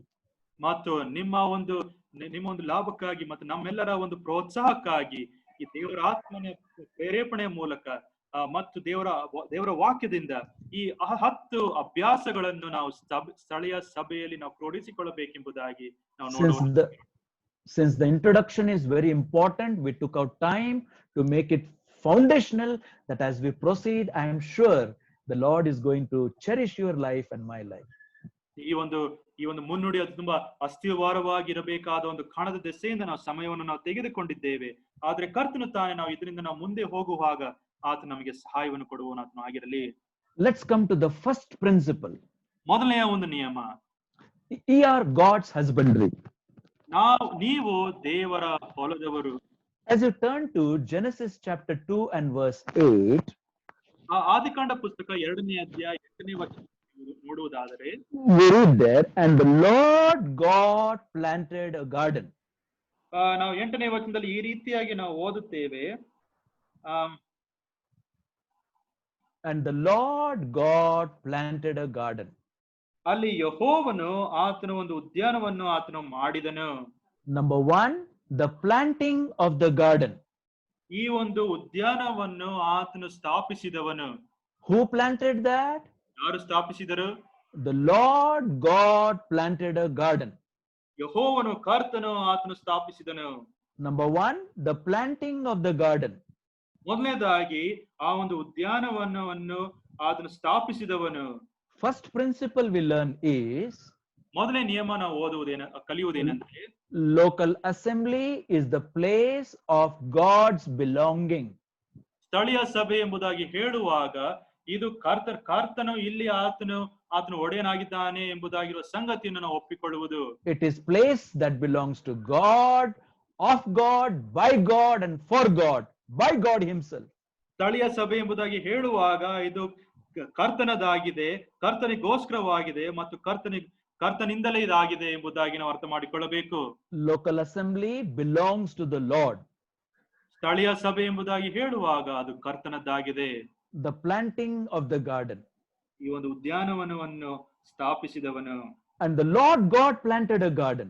ಮತ್ತು ಯೆಹೋವ ದೇವರು ಆತನು ಈ ಒಂದು ಉದ್ಯಾನವನವನ್ನು ಆತನು ಸ್ಥಾಪಿಸಿದನು. Immediately, if you have paid attention while reading 1 Corinthians 3 and verse 6, you will have a question. ನೀವು ಕೊರಿಂಥದವರಿಗೆ ಬರೆದ ಮೊದಲನೇ ಪತ್ರಿಕೆ 3ನೇ ಅಧ್ಯಾಯ 6ನೇ ವಚನ ನೀವು ಓದುವುದಾದ್ರೆ ಅಲ್ಲಿ ನಿಮಗೆ ಒಂದು ಪ್ರಶ್ನೆ ಮೂಡಿ ಬರಬಹುದು. What did Apostle Paul say there? ಅಪೊಸ್ತಲನಾದ ಪೌಲನು ಏನು ತಿಳಿಸ್ತಾನೆ? I have planted, Apollos have watered. ನಾನು ಸಸಿಯನ್ನು ನೆಟ್ಟೆನು, ಅಪೊಲ್ಲೋಸನು ನೀರು ಹೊಯ್ದನು. There he says, I have planted. ಅಲ್ಲಿ ಆತನು ತಿಳಿಸ್ತಾನೆ, ನಾನು ಸಸಿಯನ್ನು ನೆಟ್ಟೆನು. And here we learn the Lord has planted. ಆದ್ರೆ ಆದಿಕಾಂಡ ಪುಸ್ತಕದಲ್ಲಿ ಯೆಹೋವ ದೇವರು ಆತನು ನೆಟ್ಟಿದ್ದಾನೆ ಎಂಬುದಾಗಿ ನಾವು ನೋಡುತ್ತೇವೆ. So is there a contradiction in this? ಇದರಲ್ಲಿ ಒಂದು ತದ್ವಿರುದ್ಧವಾದ ಒಂದು ಅಂಶ ಉಂಟಾ? Absolutely not. ಇಲ್ಲವೇ ಇಲ್ಲ. Because for the planting of the assembly, listen carefully, the Lord might use a person, a people, or preacher. ಈ ಒಂದು ಸಭೆಯನ್ನು ಸ್ಥಾಪಿಸುವುದಕ್ಕೋಸ್ಕರ ಕರ್ತನು ಆತನು ತನ್ನ ಸೇವಕರನ್ನು ಆತನು ಉಪಯೋಗಿಸ್ತಾನೆ, ಜನರನ್ನು ಉಪಯೋಗಿಸುತ್ತಾನೆ. But the place, the assembly actually belongs to the Lord. ಆದ್ರೆ ಸಭೆ ಎಂಬುದಾಗಿ ಹೇಳುವಾಗ ಇದು ಕರ್ತನದ್ದಾಗಿದೆ. At least 3 times in those verses 6, 7, 8, we notice Apostle Paul says, but God, even the Lord gave the increase. ಆದ್ರೆ 6, 7 ಮತ್ತು 8ನೇ ವಚನದಲ್ಲಿ ಆದ್ರೆ ದೇವರು, ಆದ್ರೆ ಕರ್ತನು ಎಂಬುದಾಗಿರುವ ಸಂಗತಿಯನ್ನು ಕರ್ತನು ಆತನು ಅಭಿವೃದ್ಧಿಗೊಳಿಸಿದನು ಎಂಬುದಾಗಿ ನಾವು ಓದುತ್ತೇವೆ. I have planted, Apollos has watered.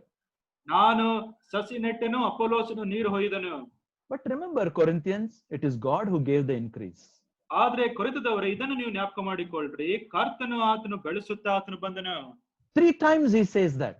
3 ಬಾರಿ ಆತನು ತಿಳಿಸ್ತಾನೆ. He doesn't take any glory of starting that assembly for himself. ಆತನು ತನಗೋಸ್ಕರ ನಾನು ಈ ಒಂದು ಸಭೆಯನ್ನು ನಾನು ಕಟ್ಟಿದ್ದೇನೆ ಎಂಬುದಾಗಿ ಸ್ವಂತ ಮಹಿಮೆಯನ್ನು ಆತನು ತೆಗೆದುಕೊಳ್ಳುವುದಿಲ್ಲ.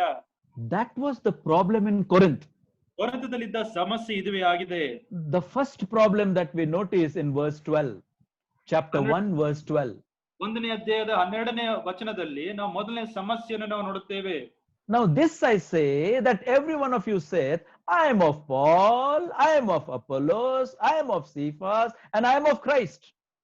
ಮತ್ತು 12ನೇ ವಚನ, ನಿಮ್ಮೊಳಗೆ ಪ್ರತಿಯೊಬ್ಬನು ನಾನು ಪೌಲನವನು, ಇಲ್ಲವೇ ನಾನು ಅಪೊಲ್ಲೋಸನವನು, ಅಥವಾ ನಾನು ಕೇಫನವನು, ಇಲ್ಲವೇ ನಾನು ಕ್ರಿಸ್ತನವನು ಎಂದು ಹೇಳಿಕೊಳ್ಳುತ್ತಾನಂತೆ.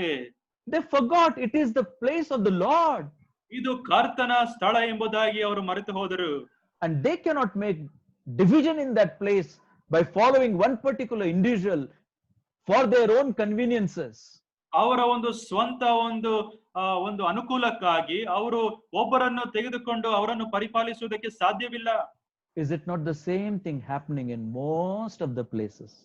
ಅನೇಕ ಸ್ಥಳಗಳಲ್ಲಿ ಈ ಒಂದು ಸಂಗತಿ ನಡೆಯುತ್ತಾ ಉಂಟು. Dear brother and sister, ನನ್ನ ಪ್ರಿಯ ಸಹೋದರ ಸಹೋದರಿಯರೇ, the first principle should be underlined in our heart. The planting of the garden, it's a place of his ownership, his belonging. ಮೊದಲನೇದಾಗಿರುವ ಒಂದು ನಿಯಮ, ಈ ಒಂದು ತೋಟವನ್ನು ನೆಟ್ಟವನು ಅದು ದೇವರೇ ಕರ್ತನೇ ಆಗಿದ್ದಾನೆ, ಇದು ಕರ್ತನದ್ದು ಎಂಬುದಾಗಿ ನಾವು ಪರಿಗಣಿಸಬೇಕು. Praise God for men whom God used to start a local assembly and a testimony. ಆ ಒಂದು ಸ್ಥಳೀಯ ಸಭೆ ಮತ್ತು ಸಾಕ್ಷಿಯನ್ನು ಸ್ಥಾಪಿಸುವುದಕ್ಕೋಸ್ಕರ ಕರ್ತನು ಉಪಯೋಗಿಸಿದ ಜನರನ್ನು ನಾವು ನೆನೆಸಿ ನಾವು ಕರ್ತನಿಗೆ ಸ್ತೋತ್ರ ಸಲ್ಲಿಸೋಣ.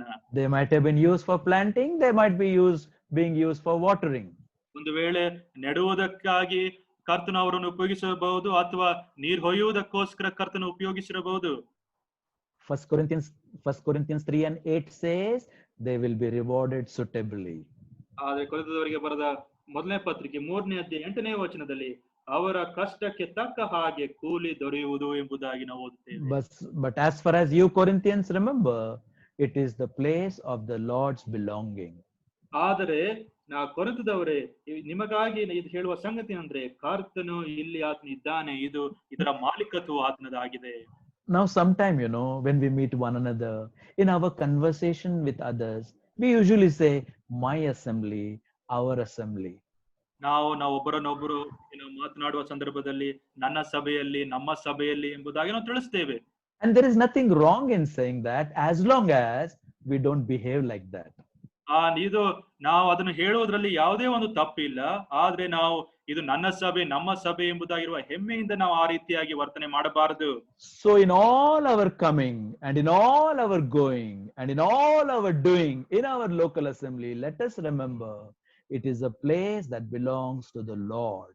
ನಮ್ಮ ಎಲ್ಲಾ ಹೋಗೋಣ ಬರಣಗಳಲ್ಲಿಯೂ ಮತ್ತು ಕರ್ತನ ಒಂದು ಸಭೆಯಲ್ಲಿ, ಸ್ಥಳೀಯ ಸಭೆಯಲ್ಲಿ ನಾವು ಮಾಡುವ ಎಲ್ಲಾ ಸೇವೆಯೂ ಸಹ ಇದು ಕರ್ತನದ್ದು ಎಂಬುದಾಗಿರುವ ಒಂದು ಮನೋಭಾವದಿಂದ ನಾವು ಮಾಡುವವರಾಗಿರಬೇಕು. That itself will bring a great change. ಇದನ್ನು ನಾವು ಮಾಡುವುದಾದ್ರೆ ಒಂದು ದೊಡ್ಡ ಬದಲಾವಣೆ ನಡೆಯಲಿಕ್ಕುಂಟು. Lord's place and I'm going there. ಕರ್ತನ ಒಂದು ಸ್ಥಳ ಮತ್ತು ನಾನು ಅಲ್ಲಿಗೆ ಹೋಗುತ್ತಾ ಇದ್ದೇನಾ? Lord's presence and I have an access. ಕರ್ತನ ಪ್ರಸನ್ನತೆ ಅಲ್ಲಿ ಉಂಟು ಮತ್ತು ನನಗೆ ಅಲ್ಲಿ ಪ್ರವೇಶ ಉಂಟು. Lord has given me privilege to come there. ಕರ್ತನ ಅಲ್ಲಿಗೆ ಹೋಗುವುದಕ್ಕೋಸ್ಕರ ಒಂದು ಭಾಗ್ಯವನ್ನು ಕೊಟ್ಟಿದ್ದಾನೆ. Our coming will change. ನಾವು ಬರುವ ಒಂದು ಸಂಗತಿ ಬದಲಾವಣೆ ಆಗ್ತದೆ. Our every behavior will change. ನಮ್ಮ ಒಂದು ವರ್ತನೆ ಎಲ್ಲವೂ ಸಹ ಅದು ಬದಲಾವಣೆ ಆಗ್ತದೆ. Notice within the same point, ಅದೇ ಒಂದು ಅಂಶದಲ್ಲಿ ಇನ್ನೊಂದು ಸಂಗತಿಯನ್ನು ನೀವು ಗುರುತು ಮಾಡಿಕೊಳ್ಳಿ. the Lord created the whole world, whole universe. ದೇವರು ಆತನು ಲೋಕವನ್ನು, ವಿಶ್ವವನ್ನೇ ಆತನು ಸೃಷ್ಟಿಸಿದ್ದಾನೆ. But within that universe, there is a unique place known as Garden of Eden. ಮತ್ತು ಈ ಒಂದು ವಿಶ್ವದಲ್ಲಿ ತುಂಬಾ ವಿಭಿನ್ನವಾದ ಒಂದು ಸ್ಥಳ ಉಂಟು, ಅದು Eden ತೋಟವಾಗಿದೆ. That means, secondly, we notice within that itself that it is not only a place of his belonging, but it's a place of identification. ಇದು ದೇವರ ಒಂದು ಮಾಲೀಕತ್ವ ಇರುವ ಒಂದು ಸ್ಥಳ ಇದು ಮಾತ್ರವಲ್ಲದೆ ಈ ಒಂದು ಏದೇನ್ ತೋಟ ಆತನು ತನ್ನನ್ನೇ ಆತನು ಗುರುತಿಸಿಕೊಳ್ಳುವ ಒಂದು ಸ್ಥಳವಾಗಿದೆ. It is in particular location, particular locality. ಇದು ಒಂದು ನಿಕಟವಾದ ಒಂದು ಸ್ಥಳದಲ್ಲಿ, ಒಂದು ವಟಾರದಲ್ಲಿ ಇದು ಉಂಟು. It is not moving as we move. ನಾವು ಇಲ್ಲಿ ಅಲ್ಲಿ ಹೋಗುವ ಹಾಗೆ ಇರುವ ಒಂದು ಸಂಗತಿ ಅಲ್ಲ. That's why we go to one particular place in our local assembly. ಈ ಒಂದು ಕಾಣದ ದೆಸೆಯಿಂದ ಸ್ಥಳೀಯ ಸಭೆಯಲ್ಲಿ ನಾವು ಒಂದು ಸ್ಥಳದಲ್ಲಿ ನಾವು ನಿಖರವಾದ ಒಂದು ಸ್ಥಳಕ್ಕೆ ನಾವು ಸೇರಿ ಬರುತ್ತೇವೆ. God is very, very particular about it. ಕರ್ತನು ಇದರ ಕುರಿತಾಗಿ ಆತನು ತುಂಬಾ ನಿರ್ದಿಷ್ಟವಾಗಿ ಆತನು ತಿಳಿಸುವನಾತನು ಆಗಿದ್ದಾನೆ. We cannot go wherever we like and whenever we like. No. That is not permitted. It's a place of his identification. ನಾವು ನಮಗೆ ಬೇಕಾಗಿರುವ ಹಾಗೆ ಇಲ್ಲಿ ಅಲ್ಲಿ ನಾವು ಹೋಗುವುದಕ್ಕೆ ಸಾಧ್ಯವಿಲ್ಲ. ನಾವು ಹೋಗುವ ಸ್ಥಳವು ಕರ್ತನು ತನ್ನನ್ನೇ ಆತನು ಗುರುತಿಸಿಕೊಳ್ಳುವ ಸ್ಥಳವಾಗಿದೆ. If you turn to Deuteronomy chapter 12 and verse 5, ನಾವು ಧರ್ಮೋಪದೇಶ ಕಾಂಡ 12ನೇ ಅಧ್ಯಾಯ 5ನೇ ವಚನವನ್ನು ನಾವು ಓದುವುದಾದರೆ, even in Old Testament, the Lord God was very particular about this. ನಮ್ಮ ದೇವರು, ಯೆಹೋವ ದೇವರು ಇದರ ಕುರಿತಾಗಿ ಆತನು ತುಂಬಾ ನಿರ್ದಿಷ್ಟವಾಗಿ ಆತನಿದ್ದು ಈ ಸಂಗತಿಯನ್ನು ಆತನು ತಿಳಿಸ್ತಾ ಆತನು ಇದ್ದನು. Deuteronomy 12 and verse 5. ಧರ್ಮೋಪದೇಶ ಕಾಂಡ 12ನೇ ಅಧ್ಯಾಯ 5ನೇ ವಚನ. Unto the place which the Lord your God shall choose out of all your tribes to put his name there, even unto his habitation shall he seek, and thither thou shalt come. ಧರ್ಮೋಪದೇಶ ಕಾಂಡ 12ನೇ ಅಧ್ಯಾಯ 5ನೇ ವಚನ. ನಿಮ್ಮ ದೇವರಾದ ಯೆಹೋವನು ತನ್ನ ಹೆಸರನ್ನು ಸ್ಥಾಪಿಸಿಕೊಳ್ಳುವುದಕ್ಕೂ ತಾನು ವಾಸ ಮಾಡುವುದಕ್ಕೂ ನಿಮ್ಮ ಎಲ್ಲಾ ಕುಲಗಳಿಂದ ಆದುಕೊಳ್ಳುವ ಸ್ಥಳದಲ್ಲೇ ನೀವು ಆತನ ದರ್ಶನಕ್ಕಾಗಿ ಕೂಡಬೇಕು. It's a place that he has chosen. ಈ ಒಂದು ಸ್ಥಳ ಕರ್ತನು ಆತನು ಆರಿಸಿಕೊಂಡಿದ್ದಾನೆ. It is a place where he has put his name. ಇಲ್ಲಿ ಆತನು ತನ್ನ ಹೆಸರನ್ನು ಆತನು ಇಟ್ಟಿದ್ದಾನೆ. It is a place of his habitation. ಮತ್ತು ಆತನು ವಾಸ ಮಾಡುವ ಸ್ಥಳವಾಗಿದೆ. And ye shall, thither you shall come. ಮತ್ತು ಆ ಸ್ಥಳದಲ್ಲಿ ನಾವೆಲ್ಲರೂ ಸಹ ಸೇರಿ ಬರಬೇಕು. So number 1, ಮೊದಲನೇದಾಗಿ the planting of the garden. ಈ ಒಂದು ತೋಟವನ್ನು ನೆಟ್ಟವನು. It's a place of his belonging. ಇದು ಆತನ ಒಂದು ಮಾಲೀಕತ್ವ ಇರುವ ಒಂದು It's ಸ್ಥಳವಾಗಿದೆ. a place of identification. ಇದು ಒಂದು ಗುರುತಿಸಿಕೊಳ್ಳುವ ಸ್ಥಳವಾಗಿದೆ. It's a place where he has put his name. ಅದು ಆತನು ತನ್ನ ಹೆಸರನ್ನು ಸ್ಥಾಪಿಸಿದ ಸ್ಥಳವಾಗಿದೆ. And there he wants his people to come together. ಅಲ್ಲಿ ಆತನ ಜನರು ಕೂಡಿ ಬರಬೇಕು ಎಂಬುದಾಗಿ ಆತನು ಅಪೇಕ್ಷಿಸುತ್ತಾನೆ. Before we close for today, there are 2 more things come out of that garden, the planting of the garden. ಈ ಒಂದು ಅಧ್ಯಯನವನ್ನು ನಾವು ಈ ದಿನಕ್ಕಾಗಿ ನಾವು ಮುಕ್ತಾಯ ಮಾಡೋದಕ್ಕಿಂತ ಮುಂಚೆ ಈ ಒಂದು ತೋಟವನ್ನು ನೆಡುವ ಸಂಗತಿಯಲ್ಲಿ ಇನ್ನೆರಡು ಅಂಶಗಳು ಉಂಟು. You come to chapter 3 and verse 23 and 24. 3ನೇ ಅಧ್ಯಾಯ 23 ಮತ್ತು 24ನೇ ವಚನಕ್ಕೆ ನಾವು ಬರುವಾಗ, when the fall happened to man and woman, ಈ ಒಂದು ಮನುಷ್ಯನು ಆತನು ಬಿದ್ದಾಗ the result of that is said in verse 23 and 24. ಅದರ ಒಂದು ಪರಿಣಾಮವನ್ನು ನಾವು 23 ಮತ್ತು 24ನೇ ಅಧ್ಯಾಯದ ವಚನದಲ್ಲಿ ನಾವು ನೋಡೋಣವಾಗಿದ್ದೇವೆ. Number 1, chapter 3 verse 23. Number 1, therefore the Lord God sent him forth from the garden of Eden. ನಾವು 3ನೇ ಅಧ್ಯಾಯ 23ನೇ ವಚನದಲ್ಲಿ ಈ ರೀತಿಯಾಗಿ ನಾವು ಓದುತ್ತೇವೆ, ಅವನು ಉತ್ಪತ್ತಿಯಾದ ಭೂಮಿಯನ್ನು ವ್ಯವಸಾಯ ಮಾಡುವುದಕ್ಕೆ ಅವನು ಏದೇನ್ ತೋಟದಿಂದ ಹೊರಡಿಸಿ ಬಿಟ್ಟನು. Verse 24. 24ನೇ ವಚನ. And he drove out the man. Sorry uncle, can you come in? And he drove out the man. ಮತ್ತು ಮನುಷ್ಯನನ್ನು ಆತನು ಹೊರಡಿಸಿ ಬಿಟ್ಟನು. And same verse, the last part says, and he kept the garden of Eden. You see, he placed, I'll read the whole verse. So he drove out the man, and he placed at the east of the garden of Eden cherubims and flaming sword, which turned every way to keep the way of the tree of life. 24ನೇ ವಚನ. ಅದಲ್ಲದೆ ಜೀವ ವೃಕ್ಷಕ್ಕೆ ಹೋಗುವ ದಾರಿಯನ್ನು ಕಾಯುವುದಕ್ಕೆ ಆತನು ಏದೇನ್ ವನದ ಪೂರ್ವ ದಿಕ್ಕಿನಲ್ಲಿ ಕೆರೂಬಿಯರನ್ನು ದಗದಗನೆ ಪ್ರಜ್ವಲಿಸುತ್ತಾ ಸುತ್ತುವ ಕತ್ತಿಯನ್ನು ಇರಿಸಿದನು. He drove out. ಆತನು ಹೊರಡಿಸಿ ಬಿಟ್ಟನು. And he guarded the way. ಮತ್ತು ಆ ಮಾರ್ಗವನ್ನು ಆತನು ಕಾಯುವವನು ಆತನು ಆಗಿದ್ದನು. That tells us that Garden of Eden had 2 more things. ಇದರಿಂದ ಏದೇನ್ ತೋಟವು ಅದಕ್ಕೆ ಇನ್ನೆರಡು ಅಂಶಗಳಿತ್ತು ಎಂಬುದಾಗಿ ನಾವು ಅರ್ಥ ಮಾಡಿಕೊಳ್ಳುತ್ತೇವೆ. If the way is guarded, that speaks that the garden had a gate. ಆ ದಾರಿಗೆ ಒಂದು ಕಾಯುವುದಕ್ಕೆ ಒಂದು ಸಂಗತಿ ಇತ್ತು ಎಂಬುದಾಗಿ ಹೇಳುವಾಗ ಆ ಒಂದು ತೋಟಕ್ಕೆ ಒಂದು ಬಾಗಿಲಿತ್ತು ಎಂಬುದಾಗಿ ನಾವು ಅರ್ಥ ಮಾಡ್ತೀವಿ. And if he has driven them out, that speaks that there was a fence to that garden. ಮತ್ತು ಅವರನ್ನು ಹೊರಡಿಸಿ ಬಿಟ್ಟನು ಎಂಬುದಾಗಿ ಹೇಳುವಾಗ ಆ ಒಂದು ತೋಟಕ್ಕೆ ಒಂದು ಎಲ್ಲೆ ಇತ್ತು. There was a gate and there was a fence. ಅಲ್ಲಿ ಒಂದು ಬಾಗಿಲಿತ್ತು ಮತ್ತು ಒಂದು ಬೇಲಿ ಇತ್ತು. And these 2 things are very important. ಎರಡು ಅಂಶಗಳು ತುಂಬಾ ಪ್ರಾಮುಖ್ಯವಾದದ್ದು. Gate in the Bible speaks about administration. ದೇವರ ವಾಕ್ಯದಲ್ಲಿ ನಾವು ಬಾಗಿಲು ಎಂಬುದಾಗಿ ನೋಡುವಾಗ ಅದು ಆಡಳಿತವನ್ನು ತೋರಿಸುವುದಾಗಿದೆ. And fence in the Bible speaks about a life of separation. ಮತ್ತು ಬೇಲಿ ಎಂಬುದಾಗಿ ಹೇಳುವಾಗ ಅದು ಪ್ರತ್ಯೇಕತೆಯನ್ನು ತೋರಿಸುವ ಒಂದು ಸಂಗತಿಯಾಗಿದೆ. You dwell upon this for a while for today. ಇದರ ಕುರಿತಾಗಿ ಈ ದಿನ ಸ್ವಲ್ಪ ಆಲೋಚನೆ ಮಾಡ್ರಿ.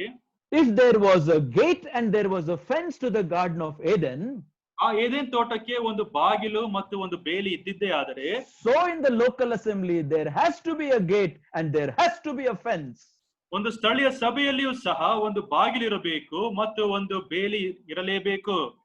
The assembly is the place with the gate of administration. ಸಭೆ ಎಂಬುದಾಗಿ ಹೇಳುವಾಗ ಬಾಗಿಲು ಉಂಟು ಎಂಬುದಾಗಿ ಹೇಳುವಾಗ ಒಂದು ಆಡಳಿತ ಅಲ್ಲಿ ಇರಬೇಕು. An assembly is the place with the fence of separation. ಮತ್ತು ಸಭೆ ಎಂಬುದಾಗಿ ಹೇಳುವಾಗ ಅಲ್ಲಿ ಒಂದು ಬೇಲಿ ಇರಬೇಕು. ಈ ಒಂದು ಬೇಲಿಯು ಅದು ಪ್ರತ್ಯೇಕತೆಯ ಒಂದು ಬೇಲಿಯಾಗಿದೆ. that teaches two fundamental doctrines. ಇದು ಎರಡು ತುಂಬಾ ಮೂಲತವಾದ ಒಂದು ಬೋಧನೆಗಳನ್ನು ತಿಳಿಸುವುದಾಗಿದೆ. Number one, doctrine of assembly administration. ಒಂದನೇದಾಗಿ ಒಂದು ಬೋಧನೆ ಸಭೆಯ ಆಡಳಿತ. Number two, doctrine of assembly separation. ಎರಡನೇದಾಗಿ ಸಭೆಯ ಪ್ರತ್ಯೇಕತೆಯ ಒಂದು ಬೋಧನೆ. For the doctrine of assembly administration, we refer to 1 Timothy 3 and Titus 2. ನಾವು ಕೊರಿಂಥದವರಿಗೆ ಬರೆದ 3ನೇ ಪತ್ರಿಕೆ ಮತ್ತು ತೀತನಿಗೆ ಬರೆದ ಪತ್ರಿಕೆ 2ನೇ ಅಧ್ಯಾಯದ ಕುರಿತಾಗಿ ನಾವು ಆಡಳಿತದ ಕುರಿತಾಗಿ ಅಲ್ಲಿ ನಾವು ನೋಡುತ್ತೇವೆ. These two words are woven from Genesis to Revelation under the administration. What are those two words? That is authority and submission. ಮತ್ತು ನಾವು ಈ ಒಂದು ಆದಿಕಾಂಡ ಪುಸ್ತಕದಿಂದ ಪ್ರಕಟಣೆ ಪುಸ್ತಕ ತನಕ ಈ ಒಂದು ನಾವು ಇಲ್ಲಿ ಸಭೆಯ ಕುರಿತಾಗಿ ನಾವು ನೋಡುವಾಗ ಆ ಎರಡು ಅಂಶಗಳು ಅದು ಪ್ರತ್ಯೇಕತೆ, ಆಡಳಿತ ಮತ್ತು ದೀನತೆ ಆಗಿದೆ. Assembly separation ಮತ್ತು ಸಭೆಯ ಒಂದು ಪ್ರತ್ಯೇಕತೆ. 2 Corinthians chapter 6 verse 14 to chapter 7 verse 1. ನಾವು ಕೊರಿಂಥದವರಿಗೆ ಬರೆದ 2ನೇ ಪತ್ರಿಕೆಯಲ್ಲಿ ನಾವು ಅದನ್ನು ನಾವು ನೋಡೋರು ಆಗಿದ್ದೇವೆ. 6ನೇ ಅಧ್ಯಾಯದಿಂದ 7ನೇ ಅಧ್ಯಾಯದ ತನಕ. God willing, we will see this in detail later. ಇದರ ಕುರಿತಾಗಿ ಇನ್ನು ವಿವರವಾಗಿ ನಾವು ಮುಂದಿನ ಭಾಗದಲ್ಲಿ ನಾವು ನೋಡೋಣ. The planting of the garden, ತೋಟವನ್ನು ನೆಟ್ಟುವ ಒಂದು ಸಂಗತಿ, the place of his belonging, ಇದು ಕರ್ತನು ಆತನು ಮಾಲೀಕನಾಗಿರುವ ಒಂದು ಸ್ಥಳವಾಗಿದೆ. the place of identification, ಇದು ಗುರುತಿಸಿಕೊಳ್ಳುವ ಒಂದು ಸ್ಥಳವಾಗಿದೆ. the place of his name, ಇದು ಆತನ ಹೆಸರಿರುವ ಸ್ಥಳವಾಗಿದೆ. a place with the gate ಇದು of administration, ಬಾಗಿಲಿರುವ ಒಂದು ಸ್ಥಳವಾಗಿದ್ದು ಅದು ಆಡಳಿತವನ್ನು ತೋರಿಸುವುದಾಗಿದೆ. a place with the fence of separation. ಮತ್ತು 5ನೇದಾಗಿ ಒಂದು ಬೇಲಿ ಉಂಟು. ಈ ಬೇಲಿಯು ಅದು ಪ್ರತ್ಯೇಕತೆಯನ್ನು ತೋರಿಸುವುದಾಗಿದೆ. Sadly, in the church at Corinth, they didn't want to submit to the gate of administration, and they wanted to have it life without separation. ತುಂಬಾ ದುಃಖಕರವಾದ ಸಂಗತಿ ಏನಂದ್ರೆ ಕೊರಿಂಥದಲ್ಲಿದ್ದ ಸಭೆ ಅವರಿಗೆ ಒಂದು ಆಡಳಿತದ ಒಂದು ಬಾಗಿಲು ಅವರಿಗೆ ಬೇಕಾಗಿರಲಿಲ್ಲ. ಬೇಲಿಯೂ ಸಹ ಅವರಿಗೆ ಬೇಕಾಗಿರಲಿಲ್ಲ. So there are those who expect that assembly should be a place without a gate, without a fence. Why restriction? Why authority over us? ಯಾಕೆ ಅನೇಕ ಜನರು ಈ ರೀತಿಯಾಗಿ ಅವರು ಅಂದುಕೊಳ್ಳುತ್ತಾರೆ, ನಮ್ಮ ಮೇಲೆ ಯಾಕೆ ಒಂದು ಅಧಿಕಾರ, ಯಾಕೆ ಈ ರೀತಿಯಾದ ಸಂಗತಿ, ಯಾಕೆ ಒಂದು ಆಡಳಿತ, ಯಾಕೆ ಪ್ರತ್ಯೇಕತೆ ಎಂಬುದಾಗಿ ಅಂದುಕೊಳ್ಳುತ್ತಾರೆ. What will happen? What will happen to a garden without a fence and without a gate? ಒಂದು ತೋಟಕ್ಕೆ ಯಾವುದೇ ಒಂದು ಬಾಗಿಲು ಮತ್ತು ಯಾವುದೇ ಒಂದು ಬೇಲಿ ಇಲ್ಲದೆ ಇದ್ದರೆ ಏನಾಗ್ತದೆ? The beast, the wild beast will come and ravish and spoil and destroy. And that has happened to the church at Corinth and many assemblies testimonies today. ಈ ಒಂದು ಕೊರಿಂಥದಲ್ಲಿಯೂ ಸಹ ಆದ ಹಾಗೆ ಅನೇಕ ಕಾಡು ಮೃಗಗಳು ಬಂದು ಅಲ್ಲಿರುವ ತೋಟದ ಎಲ್ಲಾ ಬೆಳೆಗಳನ್ನು ಹಾನಿ ಮಾಡುವುದಾಗಿದೆ. ಕೊರಿಂಥದಲ್ಲಿ ಅದೇ ರೀತಿಯಾಗಿತ್ತು. ಅನೇಕ ಸಭೆಗಳು ಈ ದಿನ ಸಹ ಆ ರೀತಿಯಾಗುತ್ತಾ ಉಂಟು. Let it not happen because of your fellowship, my fellowship in the local assembly. ನಿಮ್ಮ ಒಂದು ಕಾಣದ ದೆಸೆಯಿಂದ, ನಮ್ಮ ಕಾಣದ ದೆಸೆಯಿಂದ ಸ್ಥಳೀಯ ಸಭೆಯಲ್ಲಿ ಈ ರೀತಿಯಾಗಿ ಆಗಬಾರದು. Thank God, brother. Thank God, sister. ಕರ್ತನಿಗೆ ನಾವು ಸ್ತೋತ್ರ ಸಲ್ಲಿಸೋಣ ಸಹೋದರ ಸಹೋದರಿಯರೇ. There was a fence around that man. ಆ ಒಂದು ಮನುಷ್ಯನ ಸುತ್ತಲೂ ಆ ಒಂದು ಬೇಲಿ ಇತ್ತು. Satan went and accused God. Did you not put fence around him and all that belongs to him? ಆತನ ಸುತ್ತಲೂ ಮತ್ತು ತನಗಿರುವ ಎಲ್ಲಾ ಸಂಗತಿಗಳ ಸುತ್ತಲೂ ನೀನು ಒಂದು ಬೇಲಿಯನ್ನು ನೀನು ಹಾಕಿದ್ದೀಯಲ್ಲವೇ? That's why he's believing in you. That's why he's calling you God. ಈ ಒಂದು ಕಾಣದ ದೆಸೆಯಿಂದ ನಿನ್ನನ್ನು ದೇವರು ಎಂಬುದಾಗಿ ಕರೆಯುತ್ತಾ ಇದ್ದಾನೆ, ನಿನ್ನಲ್ಲಿ ಮೊರೆ ಇಡುತ್ತಾ ಇದ್ದಾನೆ. ಈ ಒಂದು ಕಾರಣಕ್ಕೋಸ್ಕರ give me a permission, open that little, let me go inside. ನನಗೆ ಸ್ವಲ್ಪ ಅನುಮತಿಯನ್ನು ಕೊಡು, ನಾನು ಒಳಗೆ ಹೋಗುತ್ತೇನೆ. A little permission was given. ಸ್ವಲ್ಪ ಒಂದು ಅನುಮತಿ ಇತ್ತಷ್ಟೇ. Without touching to the life of this man of God. ಈ ಒಂದು ಮನುಷ್ಯನ ಒಂದು ಜೀವನವನ್ನು ಮುಟ್ಟುವುದಕ್ಕೋಸ್ಕರ. You know what ravishing, what devastation, what destroying that the wild beast, even devil, Satan has done in the life of Job. ಯೋಬನ ಒಂದು ಜೀವನದಲ್ಲಿ ಈ ಸೈತಾನನು ಆತನು ಎಂತ ಒಂದು ತೊಂದರೆ ಕಷ್ಟವನ್ನು ಆತನು ತಂದನು ಎಂಬುದಾಗಿ ನಾವು ನೋಡಿದ್ದೇವೆ. He was a man of God. ಆತನು ದೇವರ ಮನುಷ್ಯನಾಗಿದ್ದನು. He was a man of integrity. ಆತನು ಯಥಾರ್ಥತೆ ಉಳ್ಳ ಮನುಷ್ಯನಾಗಿದ್ದನು. He never sinned against God. ಆತನು ದೇವರ ವಿರುದ್ಧವಾಗಿ ಆತನು ಪಾಪ ಮಾಡಲಿಲ್ಲ. God blessed him doubly. ಆತನು ಎರಡರಷ್ಟರಲ್ಲಿ ಆತನು ಆಶೀರ್ವಾದ ಮಾಡಿದನು. None of these things have happened to you and to me. ಈ ಒಂದು ಸಂಗತಿಗಳು ನಿಮಗೆ ನನಗೆ ಆಗುವುದಿಲ್ಲ. Dear brother and sister, ನನ್ನ ಪ್ರಿಯ ಸಹೋದರ ಸಹೋದರಿಯರೇ, we are the garden of the Lord. ನಾವು ದೇವರ ತೋಟನವಾಗಿದ್ದೇವೆ. The planting of the garden. ತೋಟವನ್ನು ನೆಟ್ಟ ಒಂದು ಸಂಗತಿಯ ಕುರಿತಾಗಿ Remember these 5 things. ಈ 5 ಅಂಶಗಳನ್ನು ಜ್ಞಾಪಕ ಮಾಡಿಕೊಳ್ಳ್ರಿ. Submit to the authority of local assembly. ಸ್ಥಳೀಯ ಸಭೆಯ ಒಂದು ಅಧಿಕಾರಕ್ಕೆ ನಾವು ಅಧೀನರಾಗಿರೋಣ. Live a life of separation. ಪ್ರತ್ಯೇಕತೆಯ ಒಂದು ಜೀವನವನ್ನು ನಾವು ಸಾಗೋಣ. That the garden might be really garden and the Lord's name may be glorified through your life and my life. ಮತ್ತು ಈ ಕರ್ತನ ತೋಟ ಇದಾಗಿದ್ದು ಮತ್ತು ಆತನಿಗೆ ನಮ್ಮ ಜೀವನದ ಮುಖಾಂತರ ಆತನಿಗೆ ಮಹಿಮೆ ಸಲ್ಲಲಿ. How many principles? ಎಷ್ಟು ನಿಯಮಗಳು? 10 principles. 10 ನಿಯಮಗಳು. How many we have seen today? ಎಷ್ಟು ನೋಡಿದ್ದೇವೆ? Just the one. ನಾವು ಒಂದೇ ಒಂದು ನೋಡಿದ್ದೇವೆ. The planting of the garden. ಈ ತೋಟವನ್ನು ನೆಡುವ ಒಂದು ಸಂಗತಿ. Never forget this truth. Write in your heart and let us live as the garden of the Lord, the planting of the Lord. ನಾವು ಇದನ್ನು ನಾವು ಮರೆಯದೇ ಇರಬೇಕು ಮತ್ತು ಕರ್ತನು ಆತನು ನೆಡುವವನಾತನು ಆಗಿದ್ದಾನೆ ಎಂಬುದಾಗಿರುವ ಸಂಗತಿಯನ್ನು ನಾವು ಅರ್ಥ ಮಾಡಿಕೊಳ್ಳೋಣ. God bless you all. ಕರ್ತನು ತಾನೇ ನಿಮ್ಮೆಲ್ಲರನ್ನು ಸಹ ಆಶೀರ್ವಾದ ಮಾಡಲಿ. Amen. ಆಮೆನ್.